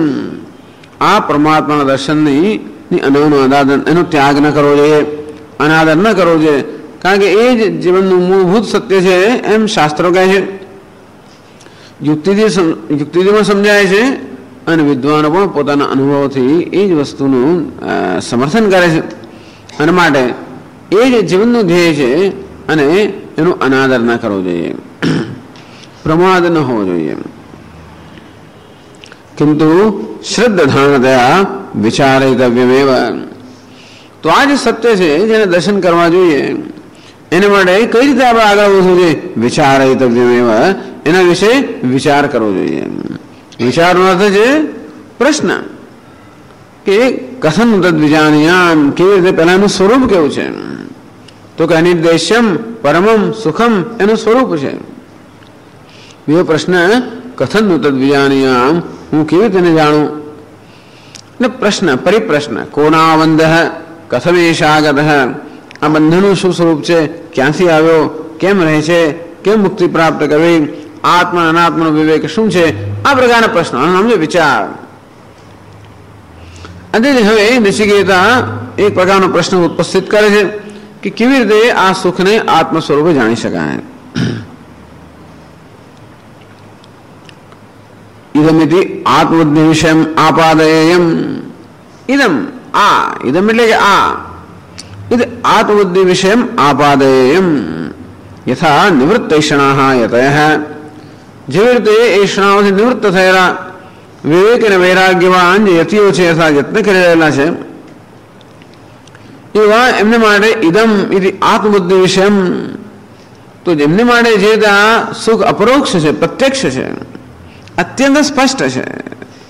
અને તે જ રીતે એ મારે કેવી રીતે સ્પષ્ટ અપરોક્ષ બને, એ કેવી રીતે મારા પણ અત્યંત આંતરિક અનુભવનો વિષય બને, એ પ્રશ્ન છે. યથા નિવૃત્તૈષણાઃ યતયઃ વિચારેણ આત્મબુદ્ધિ વિષય આત્મસુખમ આપાદયન્તિ તદ્વદ આત્મસુખમ આત્મબુદ્ધિ વિષયમ કથમ આપાદયેયમ ઇતિ વિચારયિતવ્યમ. આ રીતે મનુષ્ય વિચાર કરવો જોઈએ કે સર્વ એષણાઓ નિવૃત્ત થયેલા વિવેકી અને વૈરાગી અંતર્મુખ મનુષ્ય વિચારેણ શાસ્ત્રના શ્રવણથી મનનથી નિધ્યાસનથી આત્મબુદ્ધિ વિષય આત્મસુખમ આપાદયન્તિ. તો જેવી રીતે આત્માનું સુખ એમના પોતાની બુદ્ધિનો વિષય બને છે, અર્થાત એમના સાક્ષાત અનુભવનો વિષય બને છે, તે જ કેવી રીતે એ જ પરમ આનંદ મારા સાક્ષાત અનુભવનો વિષય બને, મારા અપરોક્ષ જ્ઞાનનો વિષય બને, આ પ્રકારે વિચાર કરવો જોઈએ. નનુ વાંગ મનસ અતીતસ્ય અસંભાવિતત્વેન પ્રકાશમાનત્વ અભાવાત કથમ બુદ્ધ્યારોહ. પ્રશ્ન થાય છે કે આ પરમાત્મા કે આનંદ એ તો વાણી અને મનથી અતીત હોય, અને તો પછી એ છે કે કેમ એ જ પ્રશ્ન થાય. જે વસ્તુનું વાણીથી વર્ણન ન કરી શકાય અને મનથી જે વિચારી ન શકાય એ છે કે કેમ એ એક પ્રશ્ન છે. અને હોય તો પણ કેવી રીતે એ આપણા અનુભવનો વિષય બની શકે? સામાન્ય રીતે આપણો અનુભવ છે કે જેનું વર્ણન થઈ શકે, જેના વિશે વિચારી શકાય, એનું આપણે જ્ઞાન થાય, એ આપણા અનુભવનો વિષય બને. પરંતુ જેનું વર્ણન પણ ન થઈ શકે શબ્દોમાં, અથવા શબ્દો જેને વર્ણવી ન શકે અને મન જેનું માપ ન કાઢી શકે એવું આ તત્વ છે, એ કેવી રીતે આપણા સાક્ષાત અનુભવનો વિષય બની જ કેવી રીતે શકે? અને તેથી એ કેવી રીતે મારી બુદ્ધિના અનુભવનો કે બુદ્ધિના જ્ઞાનનો વિષય બની શકે? એટલે આગળ ભાષ્યમાં કહે છે 110મા પાના પર ભાષ્યની છેલ્લી 2 લાઈનો. કિમુ તદ્ભાતિ દીપ્યતે પ્રકાશાત્મકમ તત યતઃ અતઃ અસ્મદ્બુદ્ધિગોચરત્વેન વિભાતિ વિસ્પષ્ટમ દૃશ્યતે કિમ વા ન ઇતિ.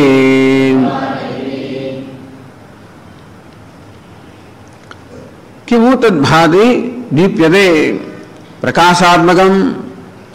એ સુખ ખરેખર ભાતિ પ્રકાશી રહ્યું છે. પ્રશ્ન એ છે કે આ સુખ કે આત્માનો આનંદ છે એ શું સ્વયં પ્રકાશ છે અથવા તો ભાતિ એ સ્વયં પ્રકાશ હોવાને કારણે અતઃ અસ્મદ બુદ્ધિ ગોચરત્વન વિભાતિ વિસ્પષ્ટમ દૃશ્ય દેખીમ વાન. તો આ એ સુખ એમાં આત્મા જે છે એ સામાન્ય વિષયો કરતા વિલક્ષણ હોવાને કારણે ભલે વાણી અને મનથી પર હોય, અર્થાત ભલે વાણી એટલે કે શબ્દોથી વર્ણન ન થઈ શકતું હોય, ભલે મનથીનું માપ ન નીકળી શકતું હોય, તો પણ એ અપરોક્ષ હોવાને કારણે સ્વયં પ્રકાશ હોવાને કારણે વાણી અને મનથી એને પ્રકાશિત કરવાની આવશ્યકતા નથી. એટલે કે છે તદ્ભાતિ દીપ્યતે પ્રકાશાત્મકમ તદ. શું સુખ છે એ સ્વયં પ્રકાશ છે? જો એમ જ હોય તો કેમ અસ્મદ બુદ્ધિ ગોચરત્વેને વિભાદે નવા. અને એ જો આનંદ પરમાત્મા સ્વપ્રકાશ હોય, અર્થાત એને પ્રકાશવા માટે અન્ય કોઈ પ્રકાશની આવશ્યકતા ન હોય, તો એ પરમાત્મા આનંદ સ્વરૂપ પરમાત્મા શું અમારી બુદ્ધિમાં સ્પષ્ટ રીતે ભાસે છે કે નહીં? ધારો કે આત્મા હોય ખરો, પરમાત્મા છે, પરંતુ મન અને બુદ્ધિથી મન બુદ્ધિને વાણીને પર હોવાને કારણે એ શું અમારા જ્ઞાનનો વિષય બની શકે કે નહીં? હોય તો ખરું, પણ છતાંય અમારા માટે એ સ્પષ્ટ પ્રત્યક્ષ કે અપરોક્ષ જ્ઞાનનો વિષય બની શકે કે નહીં? એ પોતે તો પ્રકાશ તો હોય, પરંતુ અમારી બુદ્ધિમાં પ્રકાશ છે કે નહીં? પરમાત્મા પ્રકાશ સ્વરૂપ છે, જ્ઞાન સ્વરૂપ છે, આનંદ સ્વરૂપ છે, પરંતુ અમારી બુદ્ધિમાં આત્મ સ્વરૂપે પ્રકાશ કે નહીં? અર્થાત એ આત્મા છે એ રીતે અમને સ્પષ્ટ જ્ઞાન થાય કે નહીં? આ એક પ્રશ્ન છે. અતઃ અસ્મદ બુદ્ધિ ગોચરત્વેન, અર્થાત એ અમારી બુદ્ધિના જ્ઞાનનો વિષય બની શકે કે નહીં? આ પ્રશ્ન છે. એટલે બે રીતે આ પ્રશ્ન જોઈ શકાય. કારણ કે આત્મા સ્વપ્રકાશ છે અને માટે અમારી બુદ્ધિનો વિષય બની શકે કે નહીં, અથવા સ્વપ્રકાશ એ જે પરમાત્મા છે એને અમે જાણી શકીએ કે નહીં?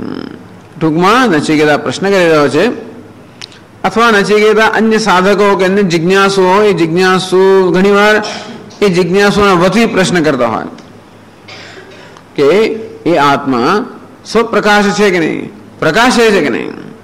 એ છે તો ખરો, પરમ આનંદ રૂપ છે, પણ એ પ્રકાશી રહ્યો છે કે નહીં? અને જો પ્રકાશી રહ્યો હોય તો એ અમારી બુદ્ધિના જ્ઞાનનો વિષય બની શકે કે નહીં? અથવા ભાતિ વિભાતિવા, એ પોતાના મહિમામાં પ્રકાશી રહ્યો છે, અને પોતાના મહિમામાં પ્રકાશી રહ્યો હોય તો એ વિવિધ રીતે ભાસે છે કે નહીં? અર્થાત જગતમાં કોઈ રીતે એનો જે પ્રકાશ, એ જ્ઞાન સ્વરૂપ પરમાત્મા જે છે એનો પ્રકાશ જગતમાં કોઈ પણ રીતે આપણને દેખાય છે કે નહીં? શું માત્ર મન અને વાણી અને સર્વ ઇન્દ્રિયોથી અતીત એ રીતે ભાસી રહ્યો છે, કે પછી આપણને આ ચક્ષુથી દેખાય એ રીતે ભાસી રહ્યો છે? આ પરમાત્મા શું માત્ર અતીત છે, સર્વથી અતીત છે, ટ્રાન્સેન્ડન્ટ, અર્થાત મન બુદ્ધિથી અતીત અગોચર છે, કે પછી પરમાત્મા મન બુદ્ધિને ગોચર થાય એ રીતે પણ ભાસી રહ્યો છે? બે પ્રશ્ન છે કે આ પરમાત્મા શું સર્વથી અતીત છે, અગોચર છે, અને એવો જ રહે છે, કે પછી આપણા રોજબરોજના અનુભવનો વિષય પણ બની શકે છે? અને બીજું, એ પરમાત્મા જે સ્વપ્રકાશ છે અને મન અને વાણીની મર્યાદાથી પર છે, એ શું મારી બુદ્ધિના જ્ઞાનનો વિષય બની શકે કે નહીં? આ બે પ્રકારનો પ્રશ્ન. જો આ બે વચ્ચેનો ભેદ જો સમજાતો હોય તો, એક તો એ કે જે તત્વ મન બુદ્ધિથી પર હોય એને ક્યારે આપણે દર્શન કરી જ ના શકીએ, એ ક્યારે આપણા અનુભવનો વિષય બની જ ના શકે, એ જાણે પ્રશ્ન પૂછાઈ રહ્યો છે કે એ સર્વથી અતીત છે, અંગ્રેજીમાં એને કહેવાય જે ટ્રાન્સેન્ડન્ટ છે, અર્થાત સર્વથી અતીત છે, મન વાણી અતીત છે, એ પરમાત્મા વિભાદે એ શું વિવિધ રીતે ભાસી રહ્યો છે કે નહીં? આ જગતની અંદર આપણે દ્રષ્ટિગોચર થાય એ રીતે ભાસી રહ્યો છે કે નહીં? અને બીજું, સર્વથી અતીત જે પરમાત્મા છે એ શું મારી બુદ્ધિમાં પ્રકાશે કે નહીં? અર્થાત મારી બુદ્ધિમાં એનું આત્મ સ્વરૂપે અપરોક્ષ જ્ઞાન થાય કે નહીં? તો કેમ થાય? કેવું એનું જ્ઞાન કેવી રીતે થાય? આ પ્રશ્ન છે. એના ઉત્તર રૂપે હવે 15મો મંત્ર કહેવામાં આવે છે.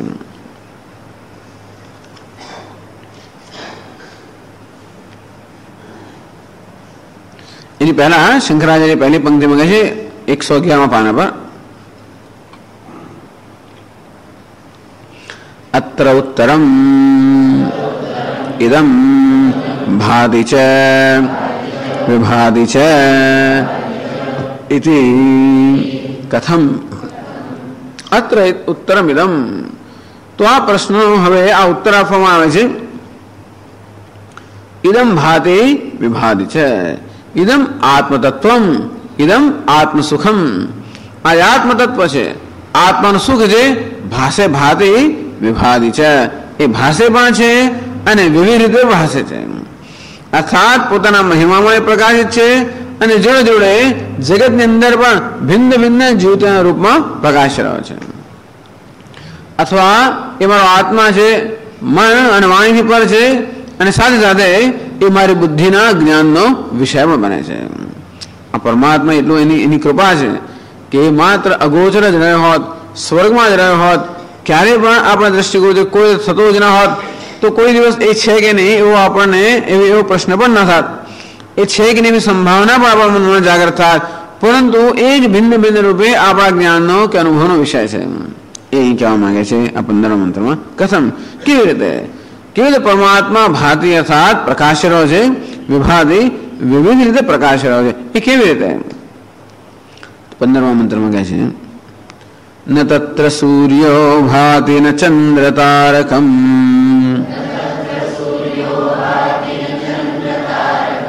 નેમા વિદ્યુતો ભાંતિ કુતોયમગ્નિઃ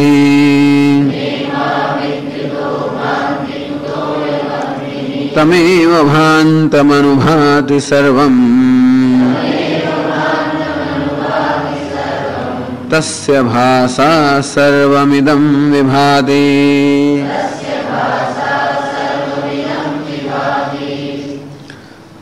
ન તત્ર સૂર્યો ભાતિ, પેલા ભાતિ, ભાતિ અર્થાત એ પરમાત્મા સ્વપ્રકાશ છે. એ પહેલા કહે છે સ્વયં પ્રકાશ છે, સર્વથી અતીત છે. તો પહેલા એનું અતીત સ્વરૂપ, ટ્રાન્સેન્ડેન્ટલ નેચર અર્થાત જે સર્વથી અતીત અગોચર છે એ બતાવે છે. ન તત્ર સૂર્યો ભાતિ, સૂર્યનો પ્રકાશ ત્યાં પહોંચી શકતો નથી. ન ચંદ્ર તારકમ, ચંદ્ર કે તારાઓનો પ્રકાશ પણ ત્યાં પહોંચી શકતો નથી. ન એમાં વિદ્યુત ભાંતિ, અરે આ વીજળીઓ જે છે એ પણ એને પ્રકાશિત કરી શકતી નથી. કુતોયમ અગ્નિ, તો પછી આપણે અસ્મદ દ્રષ્ટિગોચર આપણને આજે અનુભવ વિશે અગ્નિ, એનો તો પ્રશ્ન જ ક્યાં રહ્યો?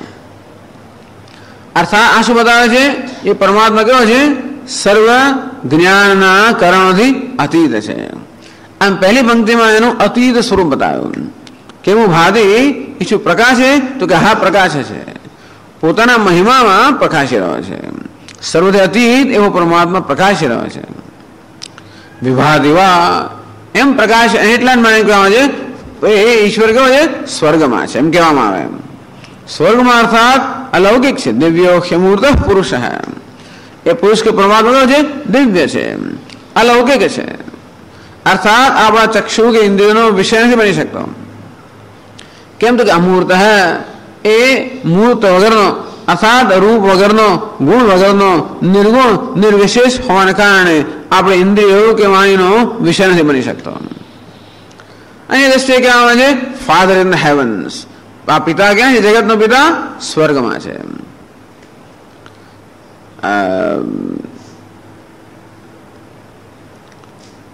એટલે જ કહે છે કે યો વેદ નિહિતમ ગુહાયામ પરમે વ્યોમન, પરમ વ્યોમ. પરમ એટલે કે પ્રકૃષ્ટ વ્યોમ કે આકાશ કે સ્વર્ગ છે એની અંદર રહેલા પરમાત્માને જાણે છે. દિવ્ય તિષ્ઠતિ એક હે, આ એક પરમાત્મા છે દિવ્ય અર્થાત સ્વર્ગમાં રહેલો છે. આ પ્રકારના જે વચનો છે એ શું કહે છે? એ બતાવે છે કે પરમાત્મા આપણી દ્રષ્ટિથી અગોચર છે, અતીત છે. પણ એમ અતીત રહેતો હોત, ક્યારે આપણા જ્ઞાનનો વિષય ન બન્યો હોત, તો ક્યારે પણ એને જાણવાની જિજ્ઞાસા પણ ન થઈ હોત. આવી જે જિજ્ઞાસા થઈ કેવું ભાતિ ભાતિવા, કેવી રીતે યદૈત નિર્મન્યંતે, જેમ જ્ઞાની પુરુષો, વિવેકી પુરુષો, વિવેક અને વૈરાગ્ય ધરાવનારા જે મહાત્માઓ છે એ મહાપુરુષોના આ આત્મા જેવી રીતે પ્રત્યક્ષ જ્ઞાનનો વિષય બને છે, એવી રીતે મારા પ્રત્યક્ષ જ્ઞાનનો વિષય બની શકે કે નહીં? આવો પ્રશ્ન ત્યારે ઉપસ્થિત થાય જ્યારે પરમાત્મા જ્ઞાનનો વિષય બનતો હોય. અંતેથી આ જ મંત્રના બીજી પંક્તિમાં કહે છે તમેવ ભાંતમ અનુભાતિ સર્વમ તસ્ય ભાષા સર્વમિદમ વિભાતિ. તો કે હા, વિભાતિ છે એ વિવિધ રીતે પણ ભાસી રહ્યો છે. એ પોતાના મહિમામાં, પોતાના પ્રકાશમાં સર્વથી અતીત સ્વયં પ્રકાશ પરમાત્મા ભાસે છે. અને સાથે સાથે તમેવ ભાંતમ, એ જ્યારે ભાસી રહ્યો છે ત્યારે અનુભાતિ સર્વમ, આ સમગ્ર જગત એના પ્રકાશમાં પ્રકાશી રહ્યું છે. તસ્ય ભાષા સર્વમિદમ વિભાતિ, એના પ્રકાશથી જ આ સમગ્ર જગત પ્રકાશી રહ્યું છે. અર્થાત એ જ આ ભિન્ન ભિન્ન જ્યોતિના રૂપમાં પ્રકાશી રહ્યો છે. એ પ્રકાશે છે માટે જગત પ્રકાશે છે. એમ કહેવાય કે એ જ આ જગતની ભિન્ન ભિન્ન જ્યોતિના રૂપમાં વિવિધ રીતે પ્રકાશી રહ્યો છે. ભાતિ વિભાતિ છે. જો એને સમજાવે છે ભાષ્યમાં, ન તત્ર તસ્મિન સ્વાત્મભૂતે બ્રહ્મણી સર્વાવભાસકોપે સૂર્યઃ ભાતિ તદ્બ્રહ્મ ન પ્રકાશયતે ઇત્યર્થઃ. તથા ન ચંદ્રતારકમ નેમા વિદ્યુતો ભાંતિ કુતોયમ અસ્મદ્દૃષ્ટિગોચરઃ અગ્નિ ન તત્ર સૂર્યો ભાતિ, સૂર્ય ત્યાં પ્રકાશતો નથી. ખરેખર ન ભાતિ ને ન ભાસયતિ, સૂર્ય તત ન ભાસયતિ ન પ્રકાશયતિ. એટલે એનો અર્થ કરવાનો છે એવું નહીં કે સૂર્ય ત્યાં પ્રકાશતો નથી, પણ કહેવાનો ભાવ છે કે સૂર્ય એને પ્રકાશિત કરી શકતો નથી. અથવા એ પરમાત્મા ભગવાન કહે છે ને કે તદ્ધામ પરમમ મમ,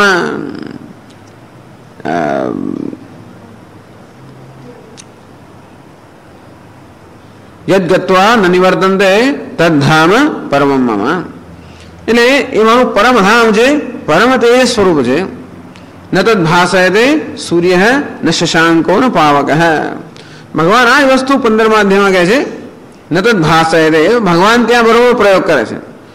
સૂર્ય તદ ન ભાસયતે, સૂર્ય એને પ્રકાશિત કરતો નથી. આ જ મંત્રનો અનુવાદ ભગવદ્ ગીતામાં છે ન તદ ભાસયતે સૂર્ય ન શશાંક ન પાવક. એટલે બ્રહ્મસૂત્રમાં જયારે આ મંત્રની ચર્ચા આવે છે, આ જે મંત્ર મુંડકોપનિષદમાં પણ છે અને કઠોપનિષદમાં પણ છે. પણ કઠોપનિષદમાં આ જે મંત્ર છે એની ચર્ચા ત્યાં બ્રહ્મસૂત્રમાં છે.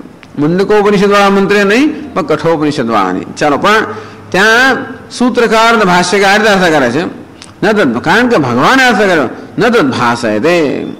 અંતેથી એ પ્રેરક અર્થમાં, કોઝલ અર્થમાં હોવું જોઈએ. અને એટલા માટે ન તત્ર સૂર્યો ભાતિ, એટલે ન પ્રકાશયતે શંકરાચાર્ય સમજાવે છે. સૂર્ય એને પ્રકાશિત કરી શકતો નથી.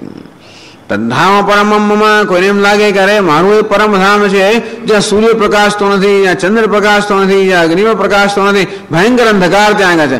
અને એટલે યદ ગત્વાના નિવર્તન્તે, જ્યાં ગયા હોય કોઈ પાછું આવતું જ નથી, કોઈ કે આપણે જવું જ નથી ત્યાં ગયું થઈ જાય.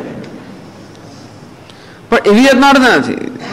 એટલે ન તત્ર સૂર્ય ભાગે નહીં, ન તદ ભાસયતે સૂર્ય, જ્યાં સૂર્યનો પ્રકાશ પહોંચતો નથી, જે સૂર્યના પ્રકાશથી ની મર્યાદાથી બહાર છે, અને ચંદ્રના પ્રકાશની મર્યાદાથી પણ બહાર છે, અને અગ્નિના પ્રકાશની મર્યાદાથી પણ બહાર છે. નહિમાં વિદ્યુતો ન ચંદ્ર તારકમ, તારાઓ. એટલે આ તો પ્રશ્ન છે, ઘણી વાર આની ચર્ચા થઈ છે કે આ જગતને કોણ પ્રકાશિત કરે છે? ઉત્તર મળ્યો, સૂર્ય પ્રકાશિત કરે છે. પણ સૂર્યનો જયારે અસ્ત થઈ જાય ત્યારે જગતને કોણ પ્રકાશિત કરે છે? તો કે ચંદ્ર પ્રકાશિત કરે છે. પણ ચંદ્ર પણ જે ઉગ્યો ના હોય કે ચંદ્ર હાથમાં ગયો હોય ત્યારે કોણ જગતને પ્રકાશિત કરે છે? તો કે તારાઓ પ્રકાશિત કરે છે. પણ જયારે તારાઓ પણ ના હોય, આકાશ ઘનઘોર વાદળો છવાઈ ગયો હોય ત્યારે કોણ જગતને પ્રકાશિત કરે? તો કે વીજળી પ્રકાશિત કરે છે. એ વીજળી પણ ના હોય ત્યારે કોણ જગતને પ્રકાશિત કરે? તો કે અગ્નિ પ્રકાશિત કરે છે. મશાલ, અગ્નિ પ્રકાશિત કરે છે. આમ સૂર્ય, ચંદ્ર, તારાઓ, વીજળી, અગ્નિ, આ બધા કોણ છે? ભિન્ન ભિન્ન જ્યોતિ છે જે આ સમગ્ર જગતને પ્રકાશિત કરે છે. પણ એ કોઈ ના હોય ત્યારે કોણ? જેમ બૃહદારણ્યક ઉપનિષદની અંદર યાજ્ઞવલ્ક્ય ઋષિ અને જનક વચ્ચેના સંવાદમાં જનક રાજા આ રીતે પૂછે છે, એ ભગવાન કોના પ્રકાશમાં મનુષ્ય પોતાના ઘરમાં રહેતો હોય છે, બહાર જતો હોય છે, કામ કરીને વળી પાછો આવે છે, કોના પ્રકાશમાં બધું કરે છે? અને યાજ્ઞવલ્ક્ય ઋષિ કહે કે સૂર્યના પ્રકાશમાં. તો જનક રાજા પૂછે, પરંતુ જ્યારે સૂર્યનો અસ્ત થઈ જાય ત્યારે કોના પ્રકાશમાં પુરુષ પોતાના ઘરમાં રહેતો હોય, બહાર જતો હોય, કામ કરીને પાછો આવતો હોય? એટલે યાજ્ઞવલ્ક્ય ઋષિ કહે ચંદ્રના પ્રકાશમાં. ત્યારે જનક રાજા પૂછે, પણ ચંદ્રનો પણ જ્યારે અસ્ત થઈ ગયો હોય ત્યારે કોના પ્રકાશમાં મનુષ્ય પોતાના ઘરમાં રહેતો હોય, બહાર જતો હોય, કામ કરીને પાછો આવતો હોય? તો કે અગ્નિના પ્રકાશમાં. જૂના જમાનામાં લોકો મશાલનો પ્રયોગ કરે, જ્યારે લાઇટો નહોતી તે વખતે અગ્નિ એટલે કે મશાલ, જેને આપણે અંગ્રેજીમાં ટોર્ચ કહીએ, એ મશાલ. ત્યારબાદ ટોર્ચ વાપરતો એક એવી ઇલેક્ટ્રિક મશાલ, આ કઈ છે? અગ્નિની મશાલ. તો એના પ્રકાશમાં માણસ ઘરમાં રહે, બહાર જાય, પાછો આવે, બધું કામ કરે. તો જનક રાજા પૂછે, પરંતુ ગાઢ અંધકારની અંદર આ અગ્નિ પણ શાંત થઈ ગયો હોય, એવું બને કે આપણે મશાલ લઈને જતા હોઈએ, મશાલમાં તેલ ખૂટી ગયું હોય ને મશાલ પણ બુઝાઈ ગઈ હોય અને પછી એકદમ ઘોર અંધકાર હોય, તો કોના પ્રકાશમાં આ મનુષ્ય વ્યવહાર કરતો હોય છે? કોના પ્રકાશમાં એ બહાર જાય, કામ કરે ને પાછો આવે, એ કોનો પ્રકાશ? તો યાજ્ઞવલ્ક્ય કહે છે વાણીના પ્રકાશમાં. ટૂંકમાં અંધારામાં આપણે ચાલતા હોય તો પણ આપણે આગળ કોઈ માણસ ચાલતો હોય અને આપણે બોલાવતો હોય તો એના અવાજથી પણ આપણે જઈ શકતા હોઈએ. અંધકારમાં આ વાણી એ પ્રકાશનું કામ કરતી હોય છે, આપણી માર્ગદર્શક બનતી હોય છે. એટલે જનક રાજા પૂછે, પરંતુ હે ભગવાન, આ વાણી જે છે એ વાણી પણ જ્યારે શાંત થઈ ગઈ હોય, એમ કહીને જનક રાજા આ સ્વપ્ન અવસ્થાનો નિર્દેશ કરે છે કે જાગ્રત અવસ્થામાં તો આ બધા પ્રકાશના જ્યોતિ હોય છે, પ્રકાશિત કરનાર જ્યોતિર્મય તત્વ હોય છે, પરંતુ સ્વપ્ન અવસ્થાની અંદર સૂર્ય પણ નથી, ચંદ્ર પણ નથી, તારાઓ પણ નથી, વીજળી પણ નથી, અગ્નિ પણ નથી, અને આ વાણી પણ નથી. કોઈ પણ જયારે ન હોય, આમાંનું કોઈ પણ પ્રકાશિત કરનાર તત્વ જયારે સ્વપ્ન અવસ્થામાં ન હોય ત્યારે કોના પ્રકાશથી આ માણસ પોતાના ઘરમાં રહે, બહાર જાય, કામ પતાવે અને પાછો આવે? કોના પ્રકાશમાં વ્યવહાર થતો હશે? ત્યારે યાજ્ઞ એટલે કે ટૂંકમાં સ્વપ્નની અંદર આપણે વ્યવહાર કરતા હોઈએ, સ્વપ્નમાં પણ બધો વ્યવહાર ચાલતો હોય, ત્યાં તો આ કોઈ પ્રકાશને પ્રવેશ છે જ નહીં. સ્વપ્નમાં આ કે સૂર્ય, ચંદ્ર, તારાઓ, અગ્નિ, કોઈ પ્રકારના કોઈ તત્વને ત્યાં પ્રવેશ નથી, અને છતાં પણ ત્યાં બધો જ વ્યવહાર વ્યવસ્થિત ચાલતો હોય છે. તો હે ભગવાન, કોના પ્રકાશમાં વ્યવહાર ચાલતો હોય છે? અને ત્યારે યાજ્ઞવલ્ક્ય કહ્યું છે કે આત્મા એવ જ્યોતિષા, આત્માની જ્યોતિથી, આત્માના પ્રકાશથી સર્વ ત્યાં વ્યવહાર ચાલતો હોય છે. એમ કહીને સ્વપ્નના વ્યવહારના સંદર્ભમાં ત્યાં બૃહદારણ્યક ઉપનિષદમાં સમજાવે છે કે આત્મા સ્વયં જ્યોતિ છે, સ્વયં પ્રકાશ છે. આ સ્વયં જ્યોતિ બ્રાહ્મણ કહેવામાં આવે છે, જ્યાં બ્રાહ્મણ એટલે એ વિભાગ જ્યાં આત્માનું સ્વયં જ્યોતિષ્ઠ કે આત્મા સ્વયં પ્રકાશ છે, અને આત્માના પ્રકાશથી સર્વ પ્રકાશિત છે, આત્માના પ્રકાશથી સર્વ વ્યવહાર ચાલે છે, એ બતાવવા માટે સ્વપ્ન અવસ્થાનો નિર્દેશ કરવામાં આવે છે. આમ જોવા જઈએ તો જાગ્રત અવસ્થાની અંદર પણ આત્માના પ્રકાશિત બધું પ્રકાશિત છે, અને છતાં પણ એટલું સ્પષ્ટ ના હોય કે જાગ્રત અવસ્થામાં આ બધા પ્રકાશિત કરનારા ઘણા બધા તત્વો હોવાને કારણે આપણે એમ લાગે કદાચ નહીં આ સૂર્ય, ચંદ્ર વગેરેના પ્રકાશથી વ્યવહાર ચાલે છે. સ્વપ્નમાં તો એનો કોઈ પણ પ્રકાશમાન પદાર્થ નથી, અને છતાં પણ વ્યવહાર ચાલે છે. એ જ બતાવે છે કે સર્વ વ્યવહાર આત્માના પ્રકાશથી ચાલે. એ આત્મા કેવો છે? જ્ઞાન સ્વરૂપ, સ્વયં પ્રકાશ. એ જે કહેવામાં છે કે આત્મા સ્વયં પ્રકાશ છે. પહેલા કહે છે કે આત્મા સર્વ પ્રકાશની મર્યાદાથી પર છે. ન તત્ર તસ્મિન સ્વાત્મભૂતે બ્રહ્મણી સર્વાભાસકો વિ સૂર્ય ન ભાતી. તત્ર સ્વાત્મભૂતે બ્રહ્મણી, તત્ર એટલે કે ત્યાં એટલે ક્યાં? સાતમી વિભક્તિ બ્રહ્મમાં. ક્યાં બ્રહ્મમાં? સ્વાત્મભૂતે બ્રહ્મણી. બ્રહ્મ જે આત્મ સ્વરૂપ છે, બ્રહ્મ જે મારો પોતાનો આત્મા છે, એ બ્રહ્મમાં અર્થાત આત્મામાં સૂર્ય ન ભાતી, સૂર્યના પ્રકાશતો નથી. કયો છે? સર્વાભાસકોપી. આમ સૂર્ય જે સમગ્ર જગતને પ્રકાશિત કરનાર છે, એ સૂર્ય પણ ત્યાં આત્મ તત્વમાં પરમ બ્રહ્મમાં ભાસતો નથી. અર્થાત તદ બ્રહ્મ ન પ્રકાશયતિ. આ સૂર્ય એ બ્રહ્મને પ્રકાશિત કરતો નથી, પ્રકાશિત કરી શકતો નથી. તથા ન ચંદ્ર તારકમ. આ ચંદ્ર પણ પ્રકાશિત કરી શકતો નથી, તારાઓ પણ પ્રકાશિત કરી શકતા નથી. ન ઇમા વિદ્યુત ભાંતિ. ત્યાં આગળ આ વીજળીઓ પણ પ્રકાશિત નથી, પ્રકાશ નહીં થતા વીજળી પણ પ્રકાશિત કરી શકતી નથી. કુતો અગ્નિ. તો અગ્નિની શી વાત કરવી? અલ્પવીર્યત્વાદ. આ મહાન વીર્યવાન પદાર્થો જે છે, સૂર્ય, ચંદ્ર, વીજળી, આખા જગતને ક્ષણમાં પ્રકાશિત કરી નાખનારા, એમની જ્યાં આગળ પહોંચના હોય ત્યાં નાનકડો મારો અગ્નિ મશાલ વાળો એ અગ્નિનો ત્યાં ક્યાં પહોંચ્યો? અર્થાત અસ્મદ દ્રષ્ટિગોચર હે. આપણી દ્રષ્ટિગોચર જે અગ્નિ છે એ વળી ત્યાં ક્યાંથી પ્રકાશવાનો હોય? અર્થાત એ પરમાત્માને કોઈ પ્રકાશિત કરતો નથી. અને છતાંય પણ એ પ્રકાશ છે, કેવો છે? સ્વપ્રકાશ છે. પરમાત્મા કેવો છે? સ્વપ્રકાશ છે. તો પહેલી પંક્તિમાં કહે છે કે એ સર્વથી અગોચર છે. સ્વપ્રકાશ બીજી પંક્તિમાં કહે છે. પહેલી પંક્તિમાં કહે છે આત્મા સર્વથી અતીત છે, સર્વથી અગોચર છે. ગીતાના ક્લાસમાં વાત ચર્ચા આવી હતી કે આ બધા સૂર્ય, ચંદ્ર, અગ્નિ આ બધા દેવતાઓ છે. આ બધા દેવતાઓ કોઈને કોઈ જ્ઞાનના કારણના અધિષ્ઠાન દેવતાઓ છે. સૂર્ય જે છે એ ચક્ષુનો અધિષ્ઠાન દેવતા છે. એમ જયારે કહેવામાં આવે છે આધિદૈવિક સ્તરે સૂર્ય, ચંદ્ર, અગ્નિ, આધ્યાત્મિક સ્તરે એ દેવતાઓની કયા પ્રકારની અભિવ્યક્તિ હોય છે કે સૂર્ય જ આપણા ચક્ષુના રૂપમાં પ્રકાશતો હોય છે. સૂર્ય યથા સર્વલોકસ્ય ચક્ષુ. આધ્યાત્મિક અર્થાત વ્યક્તિગત સ્તરે સૂર્ય એ આપણા ચક્ષુ પ્રકાશતો હોય છે. જ્યારે એમ કહેવામાં આવે છે કે સૂર્ય આ આત્માને પ્રકાશિત કરી શકતો નથી, એનો અર્થ એ થયો કે આત્મા ચક્ષુના પ્રકાશની કે ચક્ષુની મર્યાદાની બહાર છે. ચક્ષુ કેવી છે? જ્ઞાનેન્દ્રિય છે. અર્થાત આત્મા સર્વ જ્ઞાનેન્દ્રિયોની મર્યાદાની બહાર છે. એટલે કહ્યું યત ચક્ષુષાન પશ્યતિ યેન ચક્ષુંષી પશ્યતિ. જે ચક્ષુ અર્થાત આંખ વડે દેખાઈ શકતો નથી, પરંતુ જેને કારણે લોકો આંખ જોઈ છે. યશ શ્રોત્રેન ન શૃણોતિ યેન શ્રોત્રમિદમ શ્રુતમ.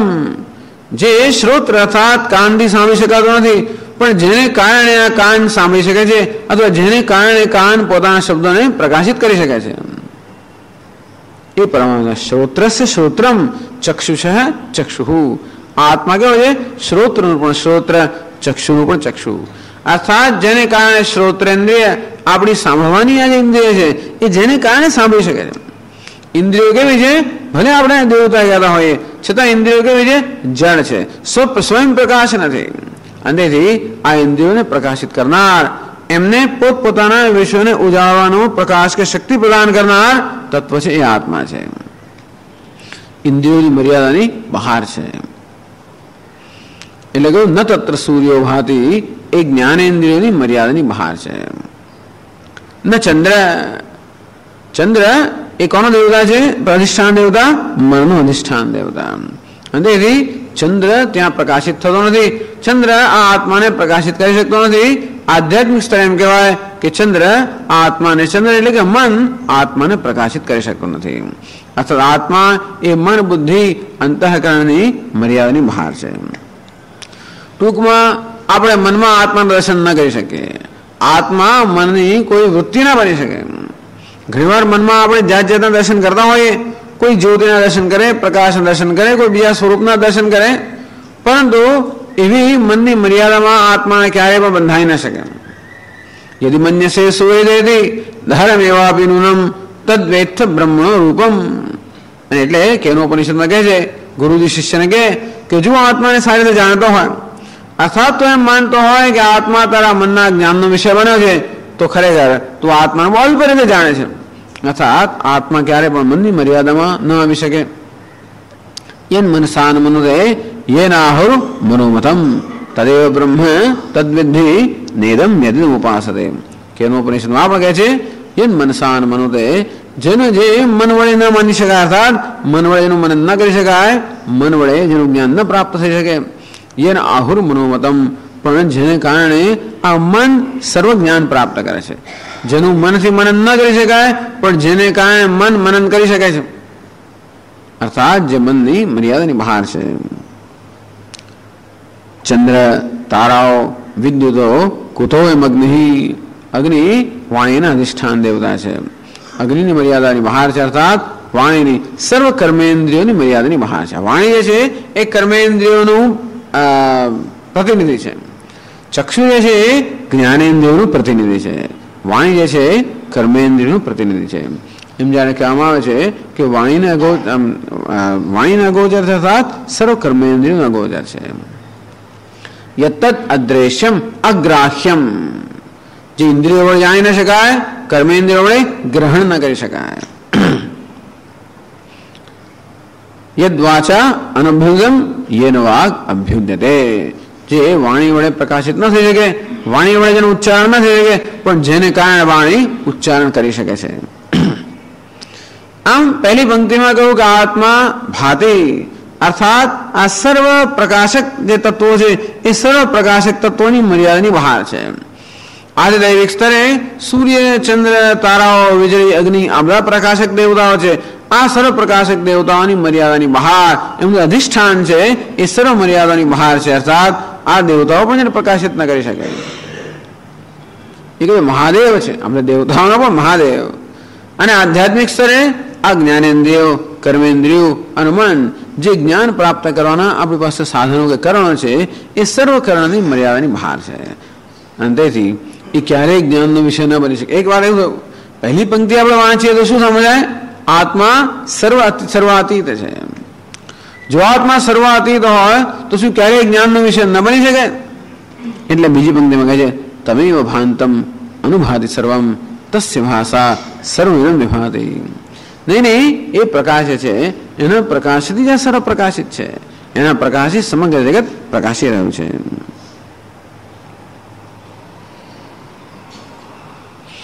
એ જ બધા સમજાવે છે શંકરાચાર્યજી. કિમ બહુના યદિદમ આદિત્યાદિકમ સર્વં ભાદે તત તમેવ પરમેશ્વરં ભાંતમ દીપ્યમાનમ અનુભાતે અનુદીપ્યતે યથા જલોન્મુખાદે અગ્નિસંયોગાદ અગ્નિં દહંતમ અનુદહતે ન સ્વતઃ તદ્વત તસ્યૈવ ભાસા દીપ્ત્યા સર્વમિદં સૂર્યાદિ વિભાતે યતઃ એવં તદેવ બ્રહ્મ ભાતિ ચ વિભાતિ ચ. કિમ બહુના એટલે ઓ વિસ્તારથી શું ફાયદો છે? કિમ બહુના યદિદમ આદિત્યાદિકમ સર્વમ ભાતિ. આજે ઇદમ એટલે કે આ આદિત્ય એટલે કે સૂર્ય, ચંદ્ર, તારાઓ, વીજળી, અગ્નિ આ સર્વ જે પ્રકાશી રહ્યા છે તત્તમેવ પરમેશ્વરમ ભાંતમ દીપ્યમાનમ અનુદીપ્યતે. વાસ્તવમાં સૂર્ય પ્રકાશે છે, ચંદ્ર પ્રકાશે છે. આ સર્વ એટલા માટે શક્ય છે કે પરમાત્મા પ્રકાશતો હોય ત્યારે સર્વ પ્રકાશી રહ્યું છે. તત્તમેવ પરમેશ્વરમ ભાંતમ, એ પરમેશ્વર ભાસી રહ્યો છે, પરમેશ્વર પ્રકાશી રહ્યો છે. અનુભાતિ, એના પ્રકાશને અનુરૂપ અનુભાતિ, એના ઉછીના લીધા પ્રકાશથી, એના પ્રતિબિંબિત પ્રકાશથી આ સર્વ ભાસી રહ્યા છે. એને સમજાવે છે યથા જલ ઉલ્મુકાદિ. જલ એટલે જળ, ઉલ્મુખ એટલે અંગારો. આ બધા છે અગ્નિ સંયોગાત અગ્નિ દહંતમ અનુદહતિ. જેમ જળ પણ આપણને ઘણા દઝાડતું હોય, આમ જળ જેનો સ્વભાવ શીતળ છે એ પણ આપણે દઝાડતું હોય, અને કોલસો જેનો સ્વભાવ પણ શીતળ છે એ જ્યારે દઝાડતો હોય, કોલસો અંગારો બનીને આપણે દઝાડતો હોય ત્યારે અગ્નિમ દહંતમ અનુદહતિ. એ ખરેખર કોણ દઝાડી રહ્યું છે? આપણને જળ દઝાડતું હોય, ચા દઝાડતી હોય, અંગારો દઝાડતો હોય, સાણસી દઝાડતી હોય, તપેલી દઝાડતી હોય, અનેક વસ્તુ દઝાડતી હોય, પણ એ બધા જે દઝાડી શકે છે એમને એમાં ખરેખર કોણ દઝાડે છે? અગ્નિ દઝાડે. અગ્નિ સંયોગાત. એ બધા પદાર્થોનો અગ્નિ સાથે સંયોગ થાય ત્યારે એ પદાર્થોમાં દાહક શક્તિ આવે છે. દજાડવાની શક્તિ આવે છે. પણ આ બધા પદાર્થો જેનો મૂળ સ્વભાવ તો શીતળતા છે. આમ તપેલી સામાન્ય અડકો તો ઠંડી હોય, પરંતુ દૂધ ગરમ કર્યું હોય કે દાળ ઉકળતી હોય તમે ભૂલથી હાથમાં લઈ લીધી તો જેમ દજાડે. અને તો આ બધા સ્વભાવથી શીતળ પદાર્થોમાં દજાડવાની શક્તિ આવે છે. એ શેને કારણે છે? અગ્નિ સંયોગાત, અગ્નિ સાથેના સંયોગને કારણે. તો લોખંડ પણ જેવી રીતે પોતે સ્પર્શમાં ઠંડુ છે, અગ્નિના સંયોગથી જેમ લાલ ચોળ બની જાય અને પછી દજાડતો હોય. અનુદહતિ ન સ્વતઃ. આ અનુદહનમ ભાતિ અનુભાતિ, દહતિ અનુદહતિ. આ અનુ જે ઉપસર્ગ છે એનો અર્થ સમજાવે છે કે અનુનો અર્થ છે પશ્ચાત, એની પાછળ. રામ ગચ્છતિ લક્ષ્મણ અનુગચ્છતિ. રામ જઈ રહ્યા છે, લક્ષ્મણજી પાછળ જઈ રહ્યા છે, અનુસરણ કરી રહ્યા છે. આમાં કયા પ્રકારનું અનુસરણ છે કે એમ કહેવાય કે સૂર્ય પ્રકાશે છે એનું પ્રતિબિંબ અનુપ્રકાશ છે. સૂર્ય પ્રકાશ છે એને અનુસરીને પ્રતિબિંબ પ્રકાશ છે. અથવા એમાં વધારે સૂર્ય પ્રકાશ છે અને ચંદ્ર અનુપ્રકાશ છે. અર્થાત સૂર્ય પ્રકાશ છે, ચંદ્ર સૂર્યના પ્રકાશથી પ્રકાશિત છે. એટલે એ દિવસોમાં એમને કદાચ ખબર નહીં હોય કે ચંદ્ર સ્વપ્રકાશ નથી, ચંદ્ર તો ખરેખર સૂર્યના પ્રકાશથી પ્રકાશ. એવું કદાચ એમને ખબર છે કે નહીં ખબર નથી.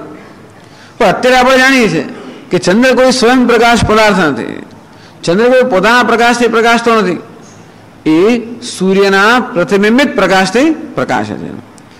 અને છતાં પણ આપણે જો જ્ઞાન ન હોય આ વસ્તુ તો આપણે એમ જ માની લઈએ કે ચંદ્ર કેવો છે?